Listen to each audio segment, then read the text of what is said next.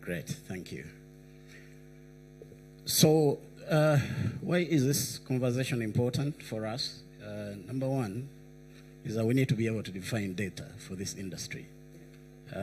What data do we need to generate and to access and to share? And what are the minimum kind of standards we need in this data for the industry?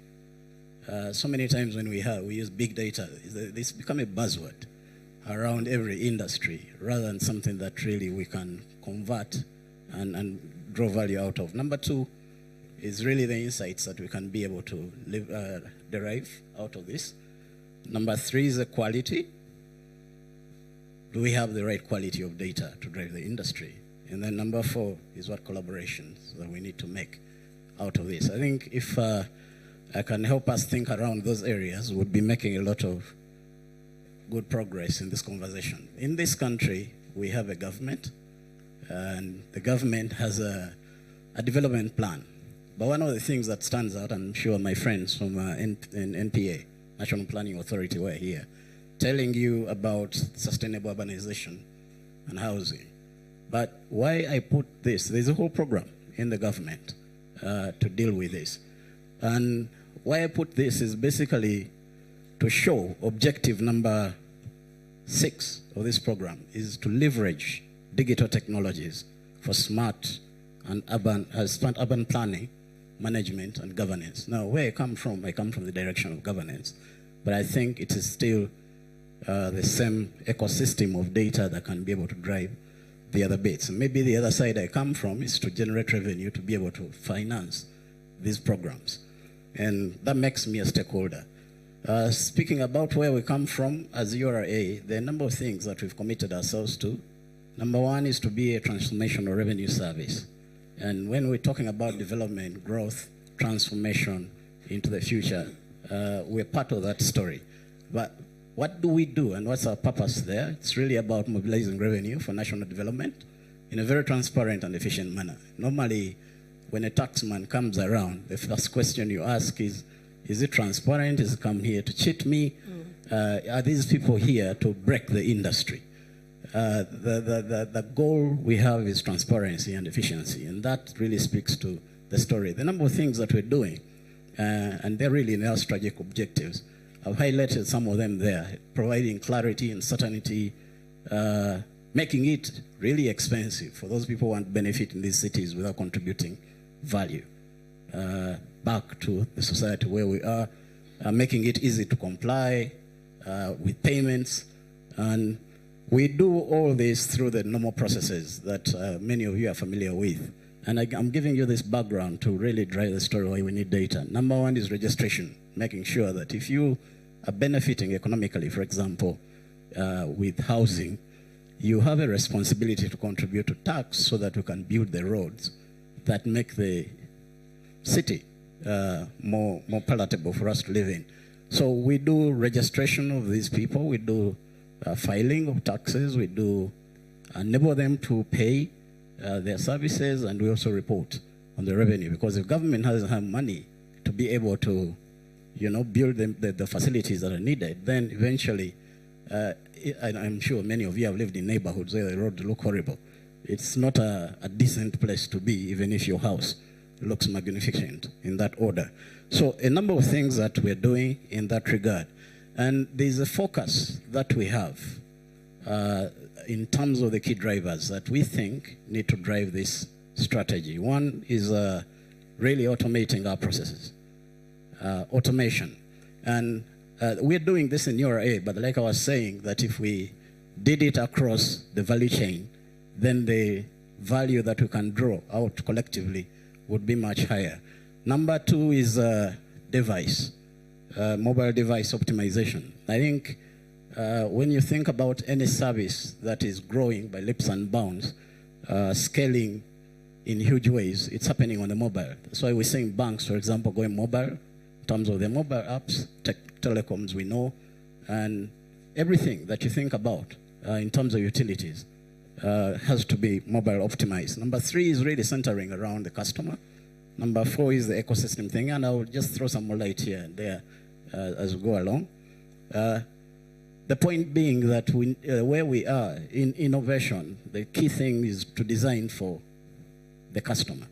And I think yesterday I heard that we have so many houses that are very high end, but the customer that we have in the country has no housing. And there's a deficit for where the actual need is. So we're talking about centering on the customer.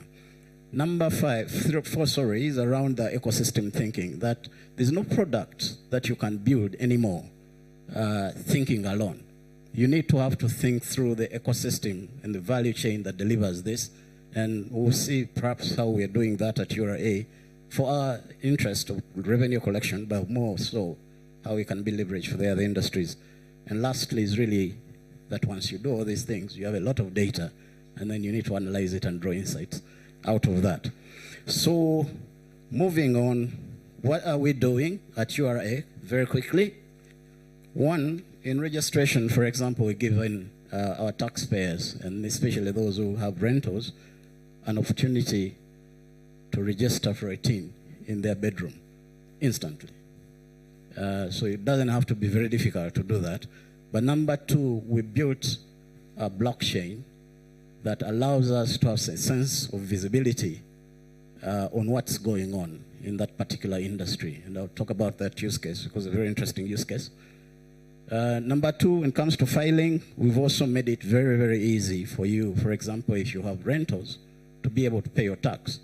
Initially, it was a complicated science. And now we're saying if you are collecting 2.8 million across the year, you really, those are very small houses. You don't pay tax. If you're doing beyond that, then just do 12% of the total amount as an individual. And so it is very simple calculation, nothing complicated, easy. And it gets a bit complicated if you're into commercial rentals, for example, because you have costs that you need to account for and the like. And so that follows the normal income tax. Number three is around payments. We've taken all the payments online, and we want them on simple transactional systems that we use too. For example, mobile money and USSD, so that if you receive your rent, and many people receive this rent in mobile money, you instantly are able to transfer value to government, to enable the other service delivery financing needs.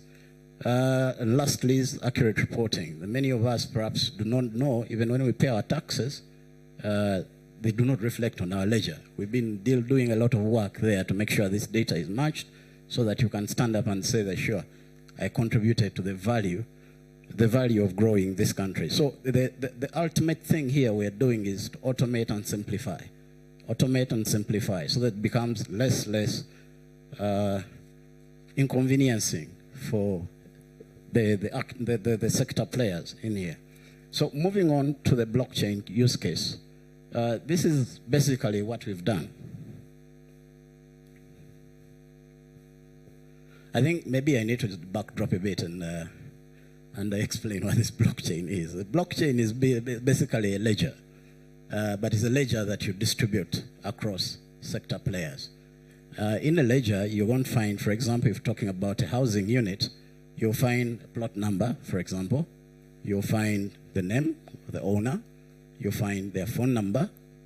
You'll find the location in terms of GPS, address, that kind of data set. Now, this data set, if you think about it, it's not in one single location. If you go to KCCA, you'll find a register like that. If you go to Ministry of Lands, you find something like that. The biodata, you'll find it in NERA. The business, where commercial commercial entities are using a facility, and if they own it, you'll find that in URSB. And so you have all these players that have this data distributed all over. But there's also other detail. For example, National Water has also data that tells us about who owns it, what's the meter number. Umeme has data sets. So you find that different entities have this data. It is all distributed, not in one single space. And each one of them could benefit from the other. So what we do and what blockchain does basically is that if there is a change on, let's say, your phone number in Umeme to a plot that is associated to a title that is Minister of Lands, then we need to know about that change. And within that exchange on the chain, we're able to know that Robert changed his phone number from this to that. So if National Water is looking for you, or Umeme is looking for you and you relocated to their meter, they will be able to locate where you are, and builds transparency and visibility. And for us as URA, what we use this for is to know who is commercial, who is sleeping in a personal owned house, who is renting, who is running a business in a particular facility, and therefore where should the revenue come from in that sense. So this we've done, and it requires that we collect this data, which is the warehousing, that we overlay geographical information systems and Google Maps, for example, over it. So by using those coordinates, without really knowing you, I'll be able to arrive at your door and be able to have a very good conversation if you, for example, not been returning taxes, but you're complaining about the road that's not done in your neighborhood. So we would be able to have those conversations and make sure that everyone is making an honest contribution and a fair contribution for the good of the communities. So we've integrated with all these different players that you see here. Number one, of course, URA, National Water, NERA, because we don't want registrations to be a very complicated process. That data exists. Ministry of Lands, KCCA, they have a property register that covers the entire city. We are hoping that the others who are in the dotted lines will come through, especially the local governments. And we're pretty excited about the cities coming in because perhaps they'll be able to lift the standard of data within the housing market to the level where KCCA has arrived. Not perfect, but at least to lift that standard.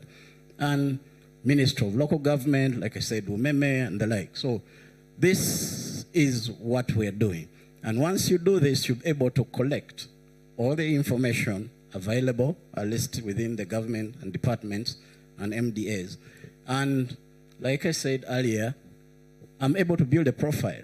And I know that in as much as Robert says he stays in Kawempe, he actually owns a property in Makindye, and there's another property here and there and there and there and there and there.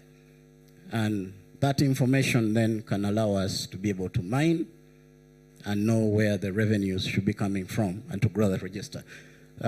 Closing, this is a challenge that we have so far, and this is where we need to work together. The tracking property ownership in this country is pretty hard. Like the moderator was saying, you will go, especially in areas where land is not owned by the individuals who have property there. You will not know when hands changed. And yet that information is important, especially if you're looking at it from a commercial side.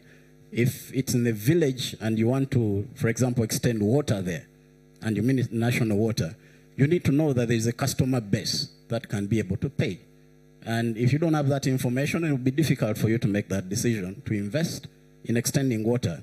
If you are Umeme, if you are selling, like my brother here in Soliton, internet access to homes, you need to know, are these people able to return this investment? And so if we work together to improve these areas, then everyone has a use case out of this data that we can use, and they get value out of this blockchain. If you're trying to build a hospital in a neighborhood, would you want to know the quality of housing in that particular space, how much tax is deriving from there, the caliber of the people who stay in that neighborhood? It's information that can allow you to stage your business where you can derive value. The other challenge we have here is the lack of government standards in terms of this data. You can imagine right now the key, I think so some people who are technical, you know what we call a unique identifier that we can look around for across this data set. We're using a mobile phone for now, but mobile phones change. What would be better is really to use a national ID, for example, if all these data sets had this unique identifier or business registration number. The third one is that not many of our neighborhood leadership and governance structures, local governments, OCs, and the like, have property registers. So If you woke up and you wanted to know how many properties are commercial that are in your village, it might be very difficult to tell. And yet, that's also critical information. Number two, what are they used for? Is it a hostel? Is it a hotel? Is it a home? That kind of detail. So that's an area we can work together as well. But also, lastly, is to improve the data quality, because if you're going to use data to drive decisions, then it better has quality in it. And for now, what we are saying is that the quality can improve. And lastly, like I said, if we use this chain, then it has a benefit for everyone else, not just the taxpayer, because everyone, including NBS, would have a use case in this. Thank you very much. Thank you very much, Robert, and I will expect you back. Please do not excuse yourself after that, because then we will have to be into discussions of, yes, you can collect, I have declared my rent, but the other question would be, have I declared the right amounts? I could tell you that I am charging my my tenants 500,000, and that's the receipt probably I'm writing for them, but in actual sense, it's about 2 million or 1.5. I've seen that with commercial buildings as well. But we'll be getting back to that at a later stage. Mr. Hamdi Ali, looking at Soliton, and as the discussion came through last year, that it's not a home until it's complete, until it's smart. I do remember during COVID-19 when we were all asked to stay at home. And then the class that had to work from home, you had to have internet. But there was lots of struggles. I remember that many people on Zoom would be on and off and say, sorry, internet, my connectivity, and all that. So in the view of Soliton, how are you actually as Soliton Telmec helping to make smart cities and homes a reality in a country like Uganda, as we are still aspiring to become middle income status? Thank you so much, Madred. I wish to take this opportunity first to thank my fellow panelist for what he has just talked about, especially the gentleman from URA. Generally, Soliton is, just to give a small recap of Soliton, it's a telecommunication company. We are an engineering company that does more of engineering, telecommunication related services. And this we do it for our clients. Those are the MNOs, that is the likes of MTN, Airtel, and other service providers like NITAU and C-Squared, who own infrastructure, a very big infrastructure within the country. As Soliton, we play that part of advocating at all time that we need to make our homes smarter. We need to make our homes decent, more decent, by making sure that they have all the necessities. Now, internet has become a necessity. Not any internet, but an internet that is very reliable and very affordable.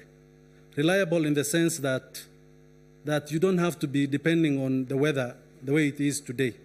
Most radio depends on the weather.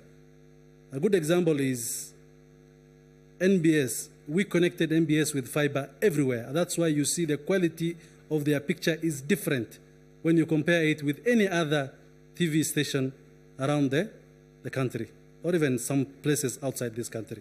Why? Is because the fiber gives you that finest kind of data transmission that is very efficient and very high quality. So when you have that kind of thing in your home, how we add value is that fiber adds value in terms of monetary, because a landlord today who is renting out a home that has already fiber will have at least 15% more in terms of value than compared to one that doesn't have any fiber or any internet connection or fixed connection that is there at their homes. When you look at also from the business point of view, if you are an estate developer and you want to sell the house that you have done, this will also increase the value of that property.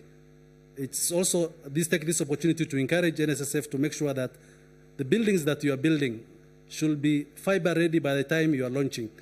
Because this, it reduces the cost of doing that after. Because when you do after, you're going to call, I'm going to engage a mason to come and dig, and a lot of repair works will going to be done. But if we do these things when the constructions are happening, it will reduce the cost of actually implementing that work, because you don't have to call Plascon to come and paint. You do all the paints, and then I come and then I go back to Plascon to go and paint and repaint what we have already painted nicely. So that is the element of the cost. Soliton is also working closely with NITAU to make sure that all our cities are powered with good CCTV cameras through the national police with a safe city. NITA is helping, and we are the ones who are managing and doing the maintenance on that NITA backbone. Safe city helps in terms of security on our highways, on our market centers, and we are able to power that with the help of through NITAU and the Ministry of ICT. Oh, wow, that's pretty interesting, and it just gives a very, in the context of smart, makes life easy. But still, in looking at some of the opportunities that would come through an interconnected home for the developers, as a developer, as an investor, I am thinking, yes, you're thinking smart homes, you're thinking smart cities, but how does that help me on the investment side of it? Just to give you some statistics that are there, generally, when we talk of Africa, we can't forget talking about South Africa and Nigeria. I'll just take South Africa as a good example. South Africa now today is boosting with almost over 5% of their homes connected with fiber. 5% of every home connected is connected to fiber. Not any other internet or any other connection. It's connected with fiber, and it's a smart home. When you look at the neighbors, Kenya, and also I'm going to come back to Uganda here, Kenya is about 2.5% at the moment. Uganda is at 1.5% homes are connected with fiber. That tells you the kind of opportunity that is there to connect the little homes that we have, the 12 million homes that we have. Only 1.5% is connected with fiber. So that's a great opportunity for any investor to come and invest in that and to make that these homes get smarter. Another out of this world, maybe someone will say, UAE, 97% of the homes are connected with fiber. 97%, only 3% are not connected. We can say they have all the wealth, all the money, all the thing, but it's a decision that has to come from our stakeholders. And these are the decision makers. A good example is the authorities that are signing these plans and approvals. There is no plan that will be approved when it doesn't have a proper electrical installation, a proper plumbing. No, that thing will not pass. The same thing should apply, that whereby our architect are taking that into consideration, that does it have a fiber connection? Is there a telecom related ducts infrastructure that is laid? When you are giving a certificate of occupancy, does it have the required internet connection to this home to make it smart? Because as today, as we speak, every home is operating from the phone that we have. Our kids need to learn through e-learning. Our businesses is happening at home. We are being called at late hours, being told, join this Zoom, because we have different time zones, and we are working with the world that is at a different time zone. And we need to work at any one time that another person who is in another different continent wants you. So even within Africa, we have different time zones. So that is what we need to all the time encourage and inspire our investors, especially in the real estate, to make sure that every home that is built going forward, fiber is something that is considered. But Soliton, Telmec is here to give you the design, the preferred and the best design that you can get, and the services that is related to make sure that your infrastructure or your estate is valued highly because of the advantages that it comes with. All right, thank you very much, Hamdi. I think this is exactly what we mean when we talk about leading with data. 1.5% fiber connected, I think we should up that, and that is an opportunity because we were talking about using data to unearth the opportunities, but also unearth where the issues or the problems are that we can be able to deal with. Now, let me come to you, Saul. I've heard about the Digital Doors program. I would like you to expound that much more for our viewers. But when we're talking about providing services or any other aspect, we also want to look at, we want to borrow what the United Nations family says, leaving no one behind. And that's what Uganda has also adopted in providing services. They're what we call the underserved or the hard to serve communities. How can partners come in to work with the program, the Digital Doors program, to ensure that even those hard to serve communities can actually go along the way and no one is left behind? Thank you very much, Mildred. Digital Doors program is a key program at the Innovation Village. And Innovation Village, we call ourselves ecosystem conveners. We bring together entrepreneurs who are designing solutions for the last mile, solutions that basically help the economy grow. At the Innovation Village, we have what we call the Digital Economy Practice. It's a department which I lead, and the Digital Doors program is anchored there. So the Digital Doors program in itself is actually a partnership with MasterCard. MasterCard is our technology enablement partner, MasterCard Inc. And we've designed, MasterCard has given us a platform where we're bringing entrepreneurs, technology entrepreneurs who are designing solutions for the last mile to build on top of the platform. We call it Community Pass. And Community Pass has multiple capabilities that multi-sectoral technology innovators can rely on to extend their services to the last mile or to traditionally excluded communities, in farming areas, in schools at the last mile, health centers at the last mile, areas where you don't have maybe GSM, maybe we don't have internet, maybe where you don't have smart gadgets. So people who are designing solutions that are unable to reach there, we are eager to talk to those people because there's always a technology solution. And so we convene innovators and we hack the last mile. So we have a platform that is growing, and we have services that are kind of packaged into this platform, which we extend to the last mile through an agent network. The agent network could be maybe input providers for farmers, maybe health services at Health Center 2. You could be maybe your innovators are in Kampala. You have a small startup company, maybe you want to access to sell mortgages in the villages, and that's your niche. But there's a lot of money involved in getting there. We want to get you there. We want to talk to you because what we're going to do, we've created a robust platform and we have created a network of extension service providers, extension workers who will take health services, they'll take data services, they'll take all kinds of services to the last mile, people who are traditionally undigitized. So what we're doing is we're encouraging people, typically when you think about accessing or taking technology to the last mile, most of the time what we do is, take GSM, take internet, take smart gadgets. But the costs still they dropped for a while, but they kind of plateaued. The cheapest smart gadget right now, I think, is about 150,000 shillings, which is still, an encumbrance for a person in the village.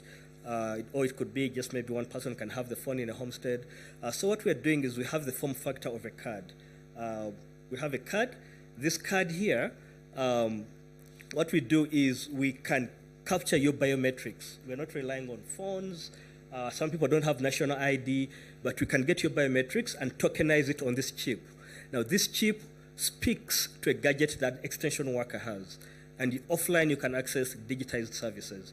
You can access health services, you can access educational services, and that data is owned by you, but now it's aggregated on a MasterCard platform. It's not, like a mobile money statement. It's not, Now your circle in the village can probably extend you a loan. Because if you can draw your transactions for 1 year, there's a lot of business, a lot of undigitized commerce going on around the country. and there is no data about that money, those transactions. And so what we are trying to do is to digitize, and this is what part of what we are doing when we are doing the skilling and the education, to teach people what the benefits are of digitizing your life transactions. If you're buying inputs, if you're buying, if you're a farmer, you're getting your inputs, or if you're accessing, you're paying school fees for your child, and you're up country, we want to convince you that it's good to have that those transactions digitized so that you have a footprint. At the end of 2 years, we've probably gone through 10 million, even up country, but no one knows you. You cannot go and get $500,000 a loan. But once you have that data digitized, now, as far as service providers, how do they benefit? You could be someone who is trying to sell mortgages in the rural areas, but you don't have data. Maybe there's a circle there, and they have maybe black books of how they're transacting with their members. And we're saying now, this platform, the specific circle, their members that want to access your mortgage, now that circle can give you the data of their members. And you can data profile them, you can credit profile them, and say, okay, now Saul can qualify for 1 million shilling, or maybe 5 million shilling loan, or a mortgage. So this is what we are innovating around. How do we hack the last mile? How do we, if you have any services, and there's a barrier that technology can fix, as far as reaching the, typically, mostly, we call them bottom of the economic pyramid, or undigitized communities, areas where there are no phones, areas where there's no GSM, there's no internet, but there's commerce going on. And you want to tap into those people, come to the innovation village, come to the digital doors, because we're providing the technology rails for innovators to build on top of without having to incur a lot of capital costs. Wow, thank you very much, Saul. Brilliant ideas that are coming through from the ecosystem conveners, like you did clearly say. But while you were speaking, you talked about what I would call the digitally underserved or the digitally excluded. And one would ask, is it worth the hassle? Because they're not yet included in that ecosystem. And probably let's first deal with these who are included. We'll look at them later on. So one would ask, is it worth that strive to be able to get to those who are digitally excluded? I think it is. As pertains to this forum, you'll understand that, okay, the biggest gap for housing is among a demographic that is not very, very digitized. We have the commercial, we have the big houses and everything, but that's not where the gap is. So the people who actually need the housing, there's no data on them, and they're doing a lot of transactions. So when we capture, if we can capture that data and we can profile Saul, who is probably, he has a small shop up country, but he has a lot of money that goes through his hands, and he has a need for housing. So yes, it's there. We need to digitize, because to bridge that gap, it's going to be data. There's a lot of commerce happening, but it's not digitized. It's not captured, and we cannot use our mobile money statements to access a mortgage. So if I'm a builder, I'm a real estate person, and I'm saying, okay, I want to build houses where maybe the rent is maybe in the range of maybe 200,000. But someone who comes to rent that house, if I want to give them a mortgage, now there's maybe a tripartite partnership with a bank, is that person going to have that kind of footprint where a bank can say, okay, this person, is buying a 30 million shilling house. Does that demographic have digital data? Probably not. The people who have digital data are probably people who are, in offices, they get salaries, they pay NSSF and so on. So we want to be able to tap into that undigitized or under-digitized. And it's not because they're off-grid and so on. It's just because of education and also intention. We are not just looking at the corporates. That's already saturated. And so to extend the housing, to have the meaningful data, we need to be able to bring those transactions, the cash. Basically, we are competing with cash. Yes, so bring that cash, log it and say, okay, there's this much cash in this ecosystem, in this region, and so on. And so if I take housing there at this rate, maybe 250 to 500, I can make money there. So yes, it is very, very much important that we do that. All right, thank you very much. When you talked about cash, I was thinking about digital transactions, and then thought about the 100K during COVID-19, and they said if you've had transactions within this much, you're not capable. And people brought in the conversations of what if I was just paying or someone was taking it through. But that's a great conversation to pay attention to. That let's bring them, let's make them digitized so there can be a footprint that someone can be able to follow through to make a decision.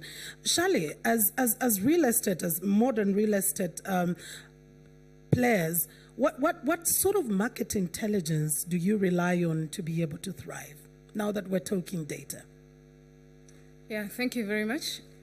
First, before I talk about that, I would like to just introduce who we are. Go ahead. And what we are doing. So, Area Uganda is an association that brings together real estate practitioners. Our core members are the agents, the managers, and the developers. Then we represent the entire value chain because it is in our interest that if the entire value chain is organized, then the sector will thrive. So members of the value chain are usually our associate members. So ours is to push for a better business environment for our sector through training, through advocacy, through collaboration, and through networking. So talking about the market intelligence at the moment, our sector is unique. It is a mix of formal and informal. So if I get money, if I hit a deal, the way we talk about it informally, I have hit a deal, I will put up rentals. And there's nothing formal about it. Sometimes I may not even use the professionals. I'll find a way of putting up those rentals, and when I finish, probably I'll get people to rent, and it's just informal, and so there will not be any information about it. So that informality and scattered information, because there are those few who are running their businesses properly, they are into the business of building and selling and renting, and they have all their records properly kept, and they do their research. So there's that group, and there's the other group that constructs without any information. So at the end of the day, information is scattered. I don't think there's someone who will go to a specific place and say, I want to know what is the volume of the development in the market at the moment. You can't find it.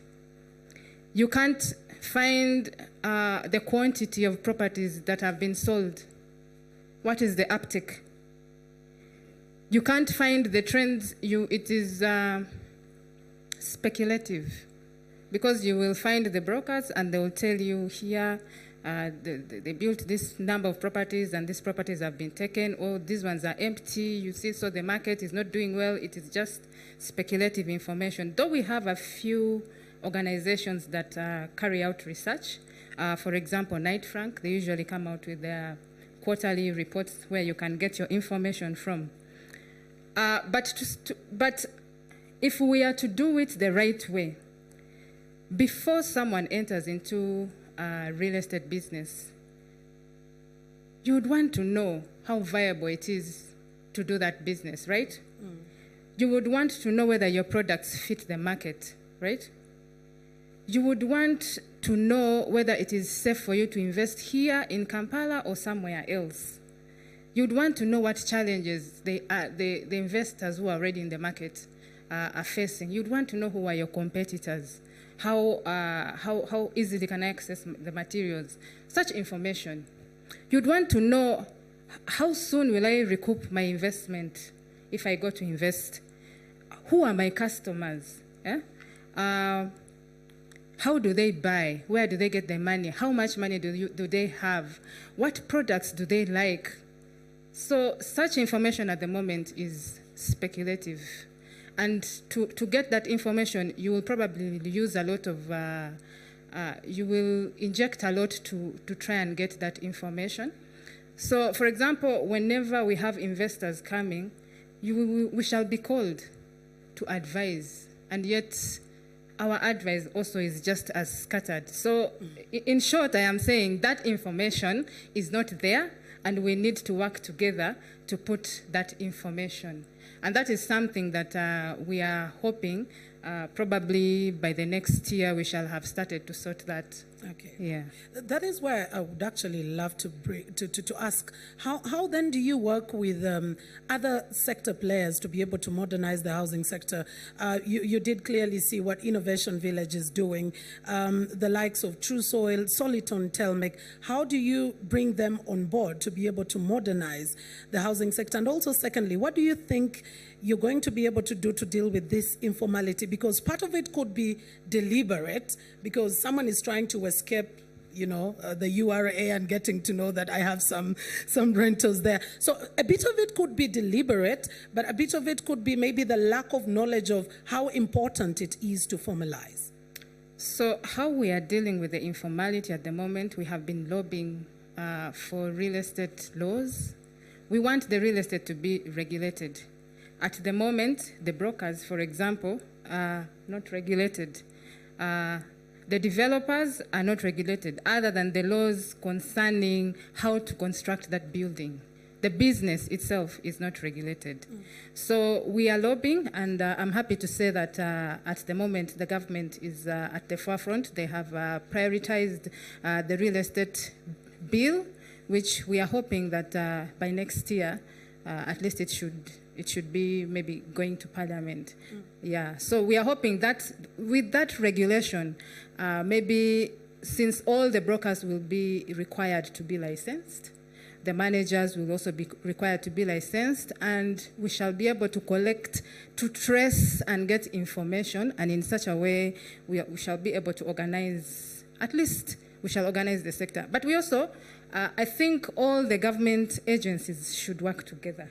Like he was saying, the information, National Water has its information, Umeme has its information, URA has information. We all have information, like I said, scattered. Can we centralize that information and work together with private sector? And I would say Area Uganda would be the best place to centralize that information if we came together. And then, because we represent our members who would trust us with the information. So we would also maybe request our members to also be open. You give us your sales information, give us, or whenever we call upon them for the information they should give us, because at the end of the day, it benefits all of us. So how do I work together with them? Yeah, like I said, our association, it represents the entire value chain. Though our core, like I said, members are the brokers, managers, and agents, and developers. But the technology companies would come on board as associate members, and together we would see how to push forward. We have a number of IT companies that are members, for example, the real estate database, who are our members, and we work together to disseminate information. People list their properties there, so yeah, work together. So we can work together and somehow solve this information gap. All right, thank you very much. Before we could just involve the audience that is right here, Handy, I want to come to you, especially when you were giving the statistics, 1.5 fiber connected in Uganda, you have about 5% that is connected in South Africa. What did come through my mind is why? Have you tried to analyze that reason? Because one of the aspects we were talking about yesterday was cost, both cost of land, but also cost of construction, and that is why we're having the gaps that we are having. So could affordability be part of that? And how then do we make it easier to have this fiber connection without looking at, or I am going to pay an arm and a leg to be able to get fiber connected? Thank you, Meredith. In our setup in Uganda is totally different when you look at South Africa or maybe UAE, because we build on a 50 decimal on a three bedroom house only, and 50 decimal is accommodating in UAE maybe even up to 50 homes. So in that way you have connected 50 households at a go. In that 50 decimal land. But here you're only connecting one home. So the cost cannot be comparable, of course, because you'll spend more money in connecting this one home compared to the 50 homes that you have connected within the same LAN dimensions that are available here. So that is one element that makes our cost expensive in terms of doing the connection, because we are not a gated community. Each one of us wants to stay alone, and I think one of in the opening ceremony of yesterday, it was mentioned that each of us wants to have individualistic kind of, whereby I build my fence and I put my nice house there, and even the house cannot be seen because the fence is above the height of the house. So that makes it even more difficult and more expensive, everything that we are doing. That is one of the things. So we need to give land to private developers who can build story buildings that are maybe 20 or 50 story buildings, and accommodate more than 100 or 200 within the same compound space that will maybe 1 or 2 families are staying at the moment. That is the solution to the cost in terms of fiberizing and accelerating the number of homes to be connected. The other one is that any new building that is being done, let's make it fiber ready. Let's fiberize Uganda. Well, I love that. Let's fiberize Uganda, and that's very true. And I love that when you talk about the high raise, we already have the condominium law, which we can be able to take advantage of. Only that we seem obsessed with my 50 by 100, and that is my home, and that is my small bungalow. That is right there. Robert, you earlier on talked about the issue of, tracking property ownership being a little bit hard. What are you thinking about as some of the solutions to that? And also what I mentioned earlier, rental filing, okay, you're talking about 12% of the income in a particular threshold, but are you sure that you're actually getting the right data? And if I am supposed to say my 12% is 100 million, and in essence I'm giving you about 50 million, how are you then able to get that extra data to ensure that you have accuracy? Thank you. It's very interesting that we like informality as Ugandans, which works against us. And like Shirley was saying, being able to track movement of housing ownership is something that you can only do if the sector players are collecting this data and they are submitting it to a database which is shareable.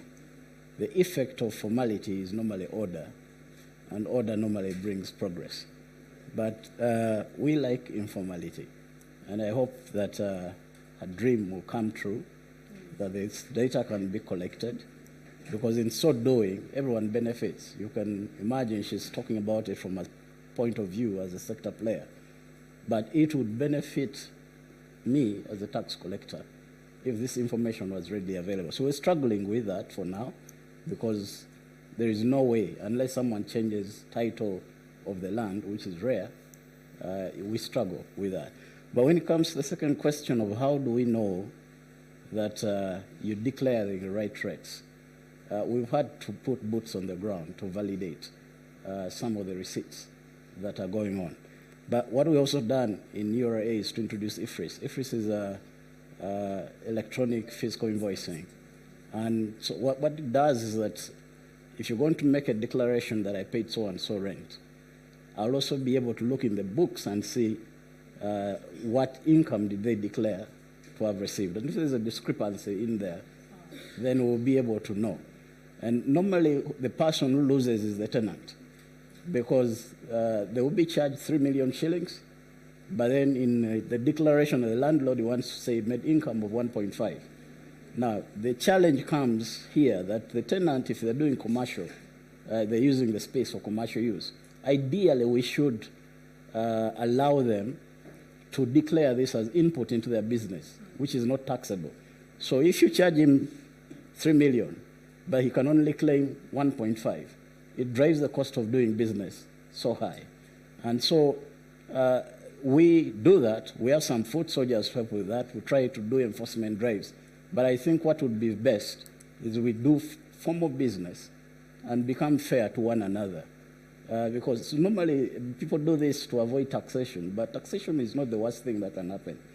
It is actually a very good thing for the country if we raise revenue to be able to develop services that are common for all of us. And I think we need to deal with that informality. I love that at every level of informality, there is someone who is gaining, but there is also someone who is losing.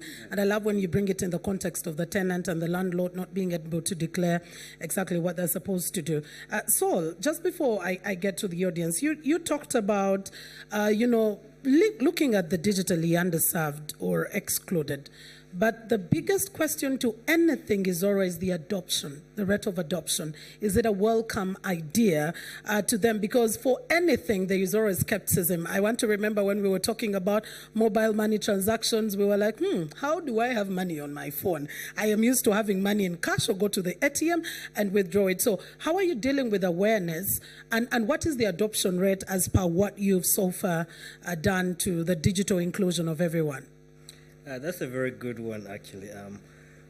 One of the pillars of our program is skilling and then awareness, driving awareness, educating people about digitization. There's a lot of encumbrances, culturally and also, just traditionally, people don't want their business to be digitized because, again, Robert will come and knock. Or where that is not the case, it would be, why do you want to know what I'm doing? I have my cash here, the goat is there, we exchange, nothing else. So driving awareness goes through the way we've designed it in the program. Say when we work with, the Federation of Farmers. The Federation of Farmers, they have the cooperatives who are their members. The cooperatives have elders in their agricultural communities. And so once we have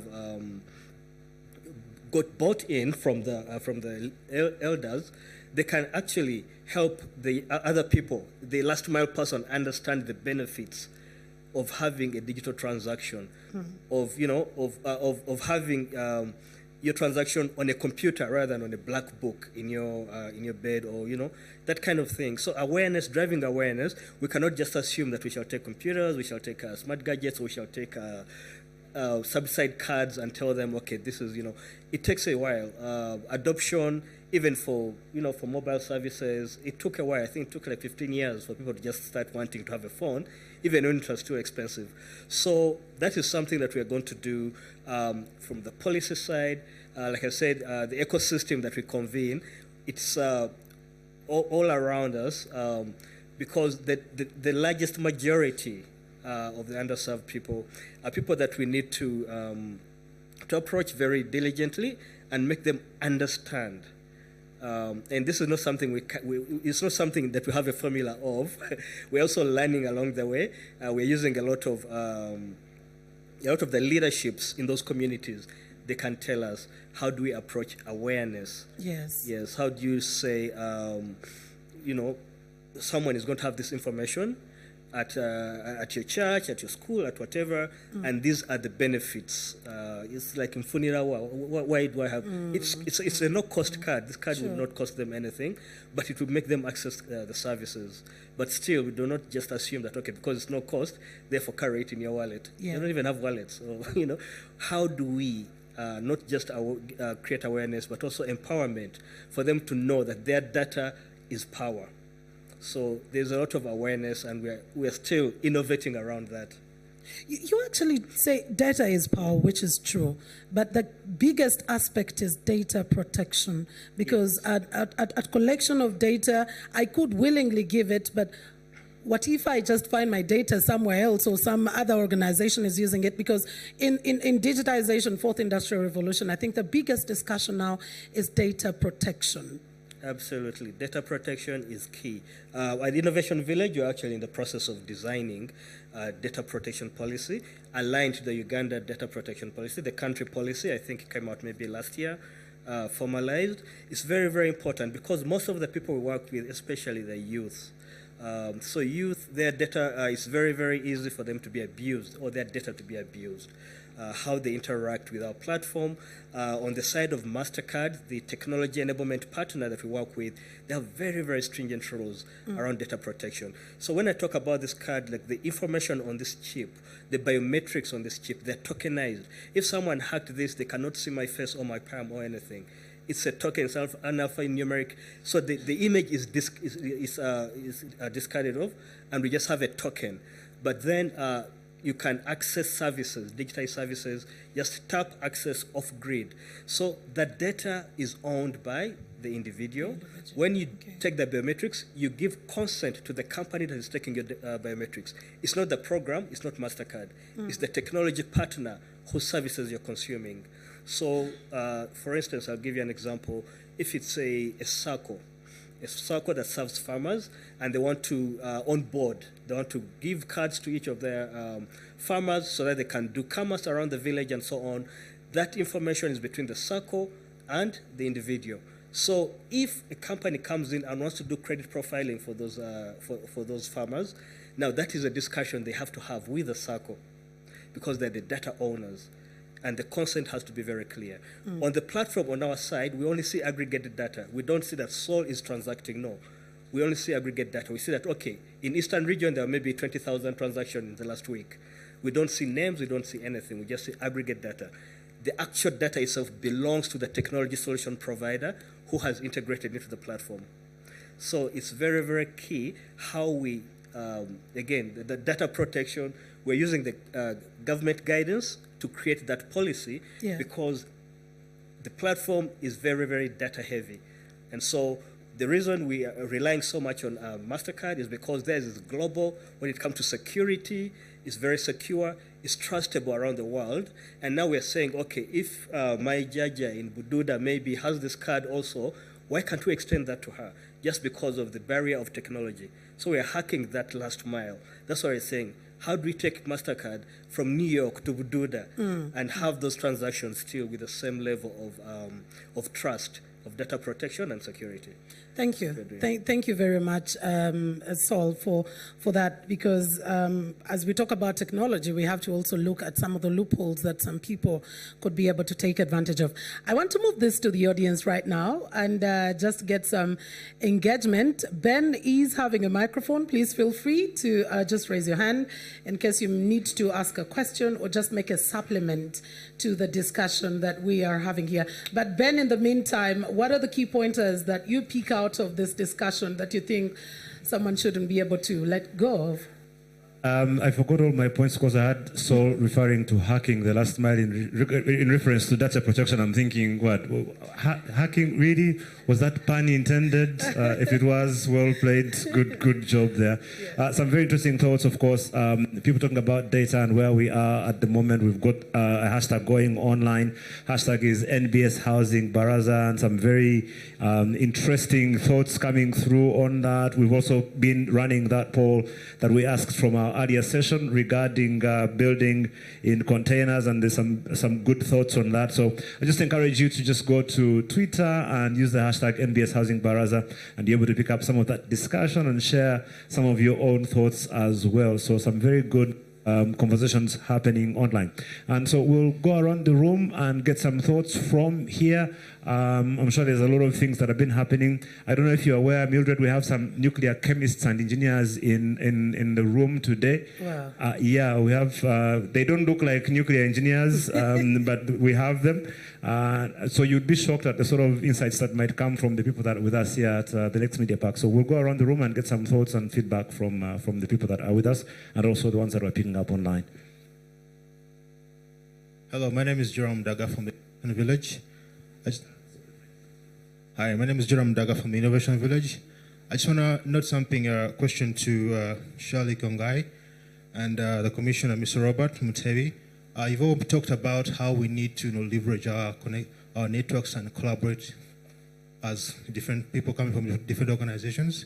Would you kindly take a minute just to, talk about steps of how that collaboration looks like and break it down for the, the person who's watching on television, who we're hacking for, the people in the last mile, how do you see that collaboration happening? Because I want to see, okay, you're all talking about we need to collaborate, we need to come together as different people, as different brains from different companies, but could you take a minute to talk about how you actually go, the actionable steps towards that collaboration?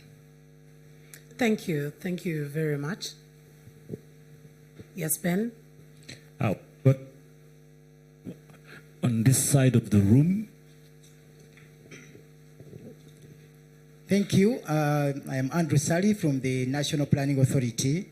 And my question would go to Shale. In our paper, we identified the issue of land, and the major contribution to that cost is the informality regarding acquisition and valuation and all that around land. And the biggest issue is around the brokerage. Your members who are brokers and whom we have to go to tell us how much this costs, who is the owner. So there is a very big problem there. When one tells you this, you have to verify it with another for you to be sure.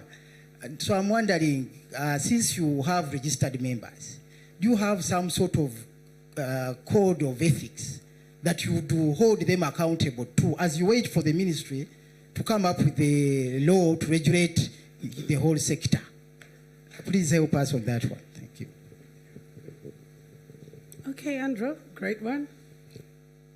Thank you. Maybe you want to have those sorted, and then we'll get some more. Oh, probably, yes.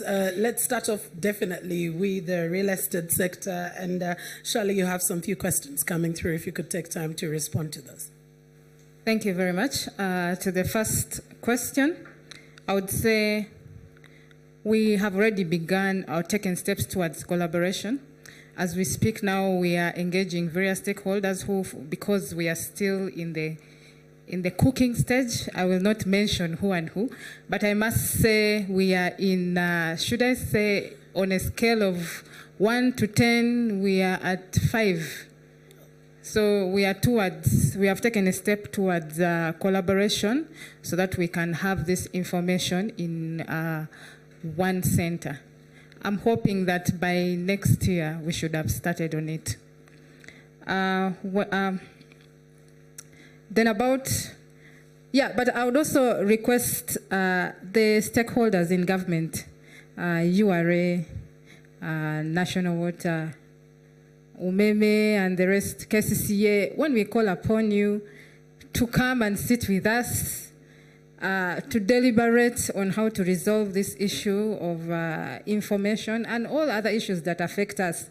Because at the end of the day, if the sector is not performing well, even you, the tax collector, you won't be benefiting. If you don't have information, you won't benefit. And if you don't know, if you don't formalize real estate, you won't benefit. Someone said somewhere that when you want to milk a cow, you feed it well, you take care of it, you love it so that it can give you milk, good quality milk. In the real estate sector, if you want to benefit and collect your taxes, you have to invest. One, you have to invest in regulation. The sector must be regulated. You have to invest in sensitization. You have to invest in information. And the sector players must cooperate, both government and private. That is how we shall get this milk. Otherwise, we shall all just be talking. To the second question, yes, there's so much informality in land acquisition, in valuation, and the like. We do have a code of ethics, but it's only binding to our members.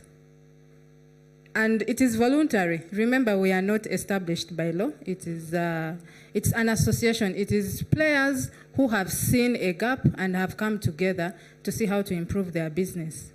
So we who are in the association abide by our code of ethics, and in case there's any complaint, the person comes and brings the complaint to us, and we talk to whoever they are complaining about.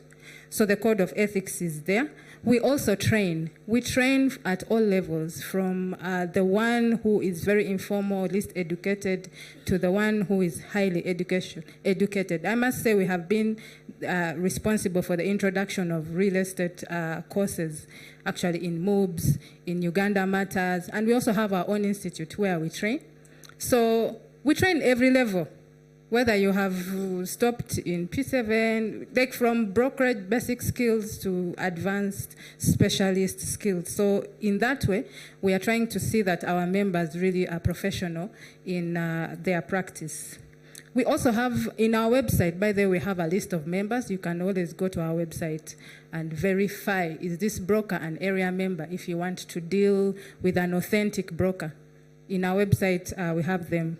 So just look for Area Uganda, www.areauganda.org. You will verify whether that person you're dealing with is a member. And so the rest who are not our members, well, you'll be dealing with them at your own risk. I will pass on the invoice at a later stage. But Robert, Mr. Mtevi, please, there are a few that did come to you. Thank you. Speaking of government, there are two things that government does very well. One is that they build the rails on which business happens. So whether it's roads, whether it's an airport, we know that government builds the rails. And this is one of those things that I think needs to be addressed in that space. Okay. Number two is that they also build rules of engagement. Everyone you hear here says government should do this, government should do this, because somehow they define the laws that apply in the land. But if you're talking about something that is data-driven like this, there are platforms that must be in place. And these platforms is where you share and exchange this data from. And this platform must have an ecosystem around it. So you'll have the government ministries, departments, authorities like the URA, the private sector, and there are areas where we've seen this maturity come to life, like in payments, banking, ecosystems, and the like. So what I'm saying is that somebody needs to be able to take on that responsibility of championing, building the rails and the rules for this particular industry. Because I think we're still speaking as lone voices and need a champion to drive this. And maybe we'll have a conversation, my friends from National Planning Authority. They're very good at defining who is the best to drive a particular agenda. But it's a big agenda for the country. Coming to your question of how does collaboration look like? Once we have defined ourselves, we define the story that we want to create. And that story then brings us to what information do we need? So we define the data sets that must be collected from the private sector, from government, from every ecosystem player. And once we are clear about that, then we ask ourselves, where do we find this information? So we define the sources, what databases, what registers, who should put what information. So in this particular case, for example, the LC at the village knows who moved into what house. But he needs a platform to be able to update this information, which, as of now, doesn't exist. The broker in the village where we come from is always doing business and seeing things change. But he has nowhere where he can bring this information. Now, Shirley's team and industry players could perhaps be able to regulate these people and give them obligations of updating this kind of information. Once we have it on the platform and the rules of how data protection is done are defined, then we begin asking what stories do we want to mine out of this data. So we get all the scientists around, the fellow scientists, to build the formulas and the algorithms that are going to bring out the different insights that we're looking at. And these insights could be, remember, there is no power in this neighborhood. We need a transformer. National water, the flow of water in this space is very poor. At least we've collected this information coming from the brokers, the real estate developers. Please, drive water there. Somebody wants to do a hospital. There is a new population growing up in this neighborhood. And this can come off the platform, off the hub or the cuffs. And once that is done, then everyone has a contribution to make. And therefore, everyone has a benefit to realize. So that collaboration looks like that. But it starts by what are the rails we need to put in place? But by what rules shall we play? Who is going to champion this? What stories are we trying to create? What information do we need? What data sources must we put in place? How do we analyze it?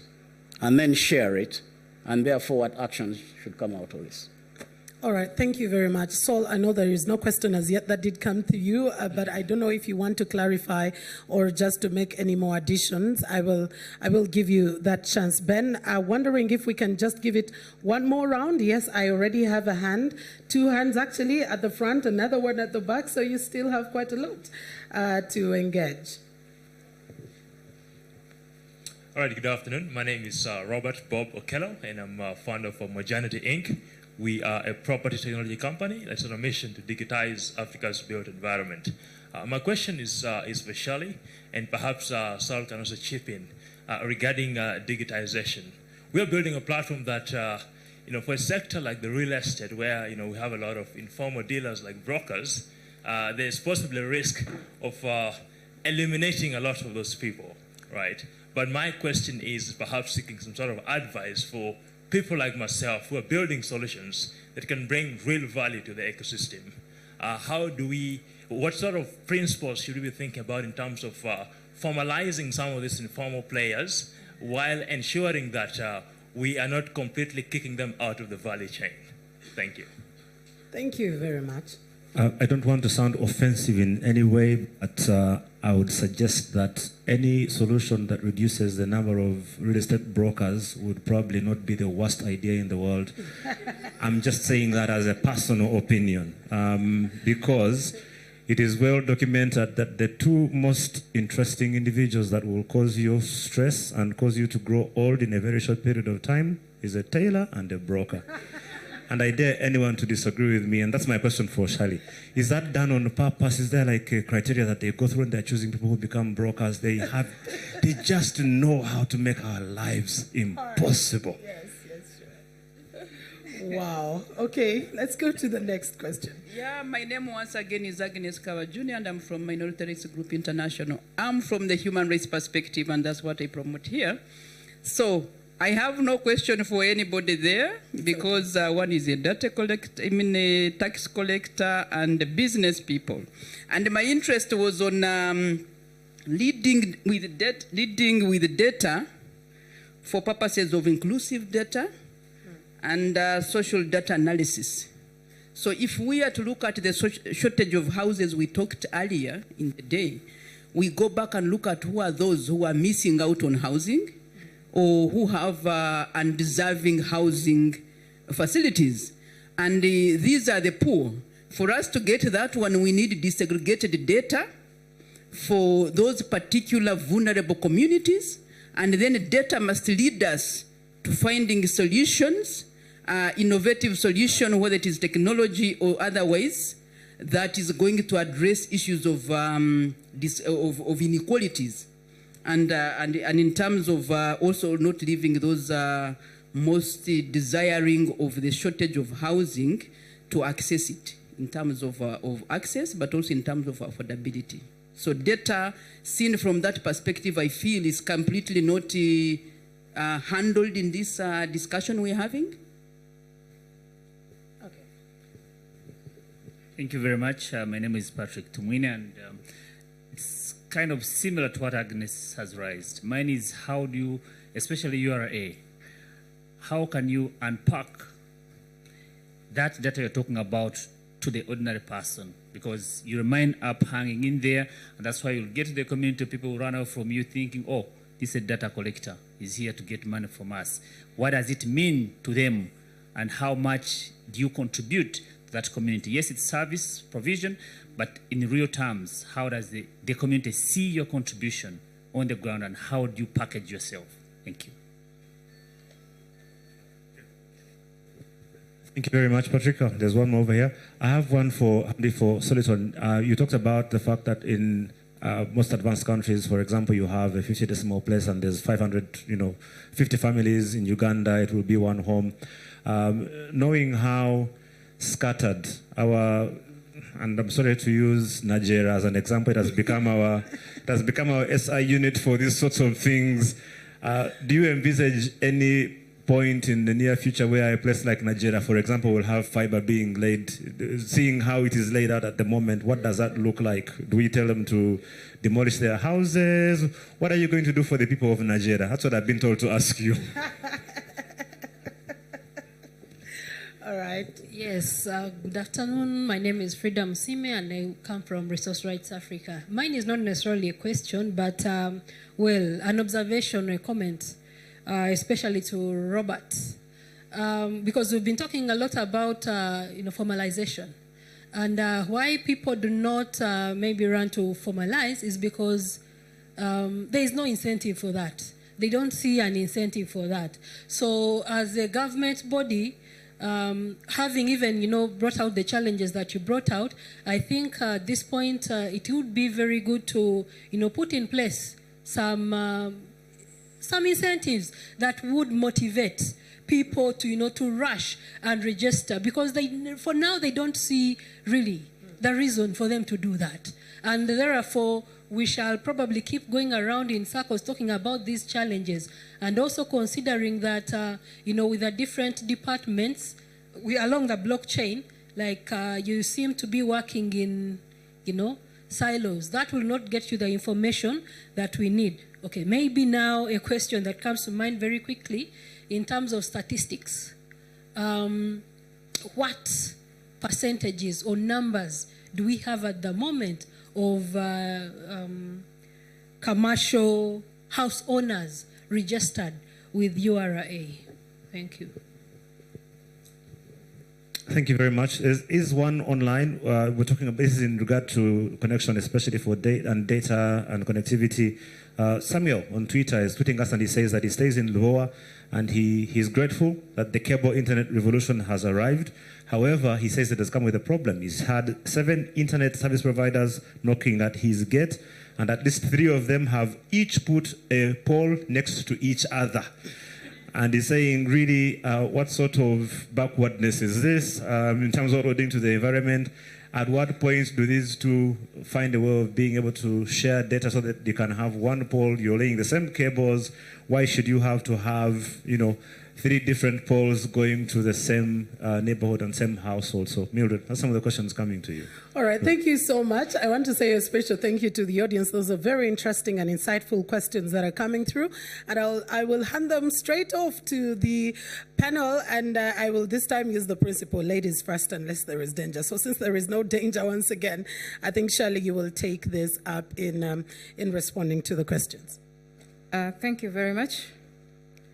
I think my question was, what principles do we have in formalizing the brokers? Like I said before, Area Uganda is a private association that brings together people who agree to be members. So how do we formalize the brokers who come on board? We train them, and we encourage them to have an address. We encourage them to operate formally. We teach them how to do business in a formal way, and we encourage and support them to do that. But also at the moment, we have reached out to the brokers, the informal ones in the streets. We are now training them. This year we trained a number across the country, and we formed them into chapters. So we shall be able to engage them in those chapters. So with that, we are hoping that their ethics and their professionalism will improve, and you won't maybe face the challenges you're facing, but hoping, of course, that at the end of the day, the regulation comes and that we are prioritized as a sector in real estate in terms of policy, budget allocation, enforcement, incentives. So we can also receive those guarantees, those tax holidays that other sectors are getting. And so with time, our sector also improves. How do we choose the brokers? At the end of the day, everyone is a broker. Yes.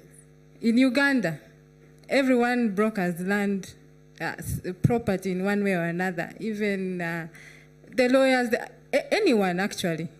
People will call you and tell you, I have this person who wants to buy this property. How much will you give me if you sell it? And so everyone asks for that commission until we get that regulation. We are all brokers, probably even including yourself.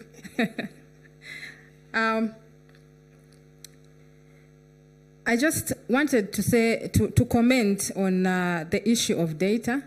We actually know what type of data we need.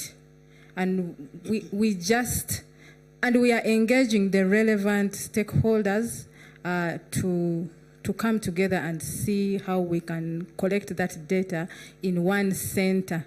So it's not that the sector players don't know what we know the data we need, and we are working on it, and I know that soon we shall have it in one center. All right, thank you very much, Shirley, and thank you to all the brokers in the house. Because like she said, I think, yes, in one way or the other, you're leading one thing to another in some way. Let me come to you, Mr. Hamdi, to respond to a few of those that came through. Thank you. Just to respond on the question of Nigeria. Nigeria is where the new money is, so you expect the fiber to be there. Yeah. Fiber, quite a number of fiber is already there, and we are connecting those homes. And they are the part of the statistics. The 1.5% that I was talking about comes to about 180,000 homes. So Nigeria is one of them, and there are quite a number of activities in terms of fiber connection that is happening. For the second question of Luboa, yes, we have a challenge as the industry. There are a lot of unregulated internet service providers who are just putting poles and cables around. UCC is doing a lot of work on that, and we hope that they will bring some kind of sanity into that industry, because a lot of people are seeing the demand, and COVID actually made it more receptive, and more people deciding to see that there's this opportunity that I can extend fiber and put poles and do that kind of things. In a city that you want it to be a modern city, a city that is modern like ours here, Kampala, we need to avoid anything aerial. These things have to be done underground with an infrastructure that is shared infrastructure, whereby all the telecos are agreeing and giving one reliable contractor to do the work, and each of them runs their cable inside there and connects the homes. And now the value of how much is your internet becomes the only thing, and the service that you can give me, the value of the service, that is the differentiator, not the number of poles that are put along the fences of these beautiful homes in Uganda. Well, thank you. Thank you very much. Being able to work together, it also is very exasperating. A road is newly constructed, then before you know it, boom, we have to create where to put some cable and some pipes and everything like that. Mr. Mtevi, to you over for some of the questions that did come through. Maybe I'll start on the incentives and unpacking this for the common man. You know, I think government is one of those entities that does a thankless job until it stops doing it. Every one of us likes security in our neighborhoods. Yes. We know that it's our taxes that pay the policeman and the military man who goes to secure our borders. The day he's not paid, our lives stop. Or otherwise, they will be in our houses collecting. And we would ask a question, but what is government doing?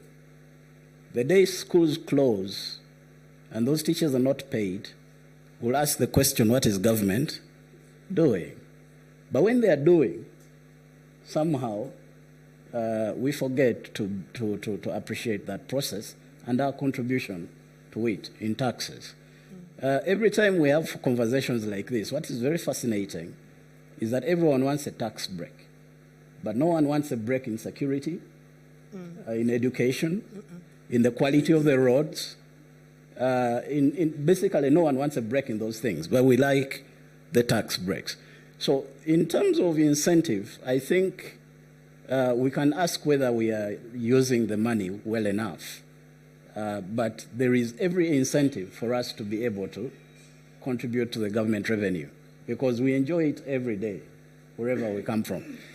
Secondly, in terms of, I like the question from Agnes quite a bit because it speaks to what we were saying of building ecosystems where everyone is a player. The question you ask about inclusiveness and human rights is perhaps because the people who are driving this agenda, like yourself, which is a very good agenda, are not in the room speaking to housing and data needs to speak to this. When you come in, then we begin saying, oh, we need to tell the quality of the housing. How bad is it? Where is these bad houses located? And then it comes to what Shirley was saying, that if an agent is out there and he notices that the house is worth writing off, he should add that detail in the data. If we are able then to quantify and say in a certain location, which is not Nigeria, the houses are for writing off. And then you'll be able to come and stand up for those people and say, the number of houses in Nigeria are for writing off. But that story is not told. The data is not captured because perhaps you're not in the room to say that this is part of the things that must happen while we're collecting this data. Lastly, somebody said we're working in silos. I think, like I was saying, data, that's why they call it big data. And that's why we use words like mining data, because everyone is looking for what their interest is. For me, as a tax collector, I'm looking for who is not meeting their fair share of the revenue. But if Agnes showed up and said, I need to know how many dilapidated houses are out there, I would then say, while you're collecting this data, please add in the quality of the housing. You remember I was telling about property registers lacking this kind of detail. But if she asks, then we'll make it important that that feature is captured. And therefore, we'll be able to mine and again bring that insight out. A doctor will come and say something else. I need to know how healthy these other people are. And so if you're moving around, we need to know which houses are susceptible to causing disease. And then we'll begin picking those features as well and adding them to the database. My friend here who is into fiber will want to know how many houses in a certain threshold of economic threshold so that he will know where to go to deploy his fiber. So every one of us, as we come into playing in the ecosystem, we bring a need, and that need can be taken care of in the data, and we're able to analyze. For now, what has been happening, it's the tax collector who said, I need to know this, and indeed, I see all the houses, and if it's personal and you're sleeping in your house, not my interest. I move on to the next one until I find the rental one.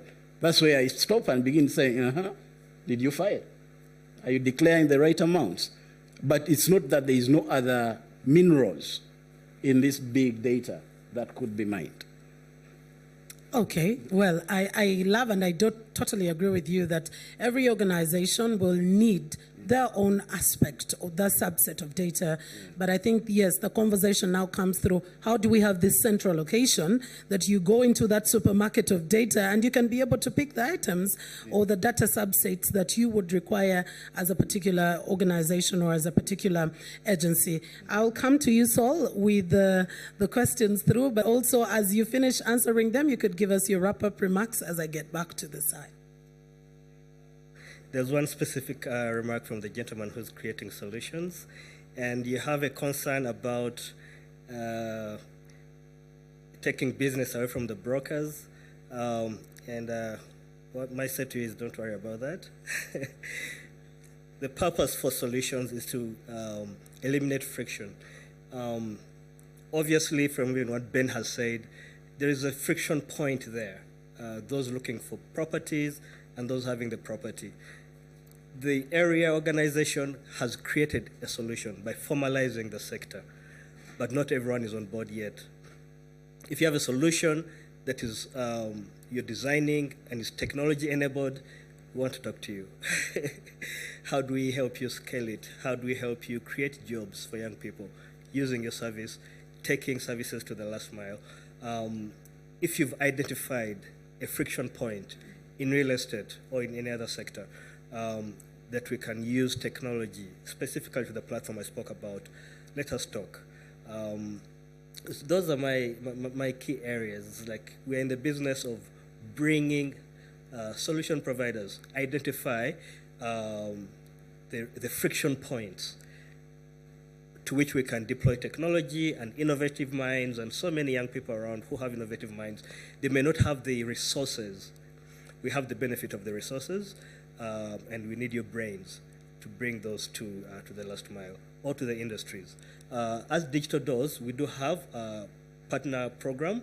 Anyone who wants to talk to us, want to talk to you, if you go to our website, we have it on the screen there, but I'll say it's innovationvillage.co.ug, and then you go to programs, you'll see Digital Doors. There's a small application there. What sector are you in? Employment potential. How many young people do you anticipate to employ? And then we interact with you. We bring you in. We unpack what your solution is. How can we create solutions together to grow the economy, create jobs for young people, and partake of the digital economy, as it were. Thank you very much, Madrid.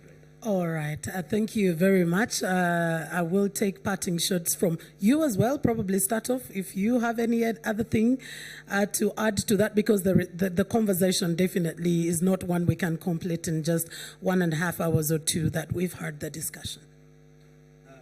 Parting shots.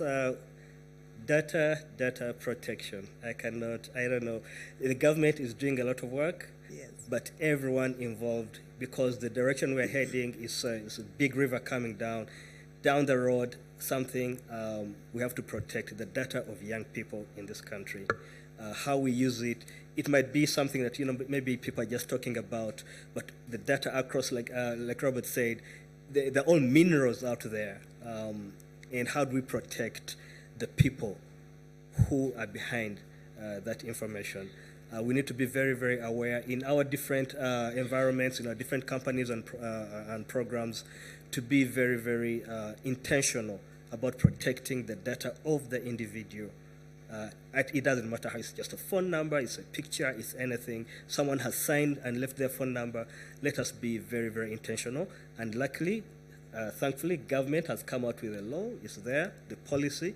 It's not yet mature because it has not yet been fully absorbed by the companies that play in the data sector, but we would like to please let us internalize it and make it part of our DNA.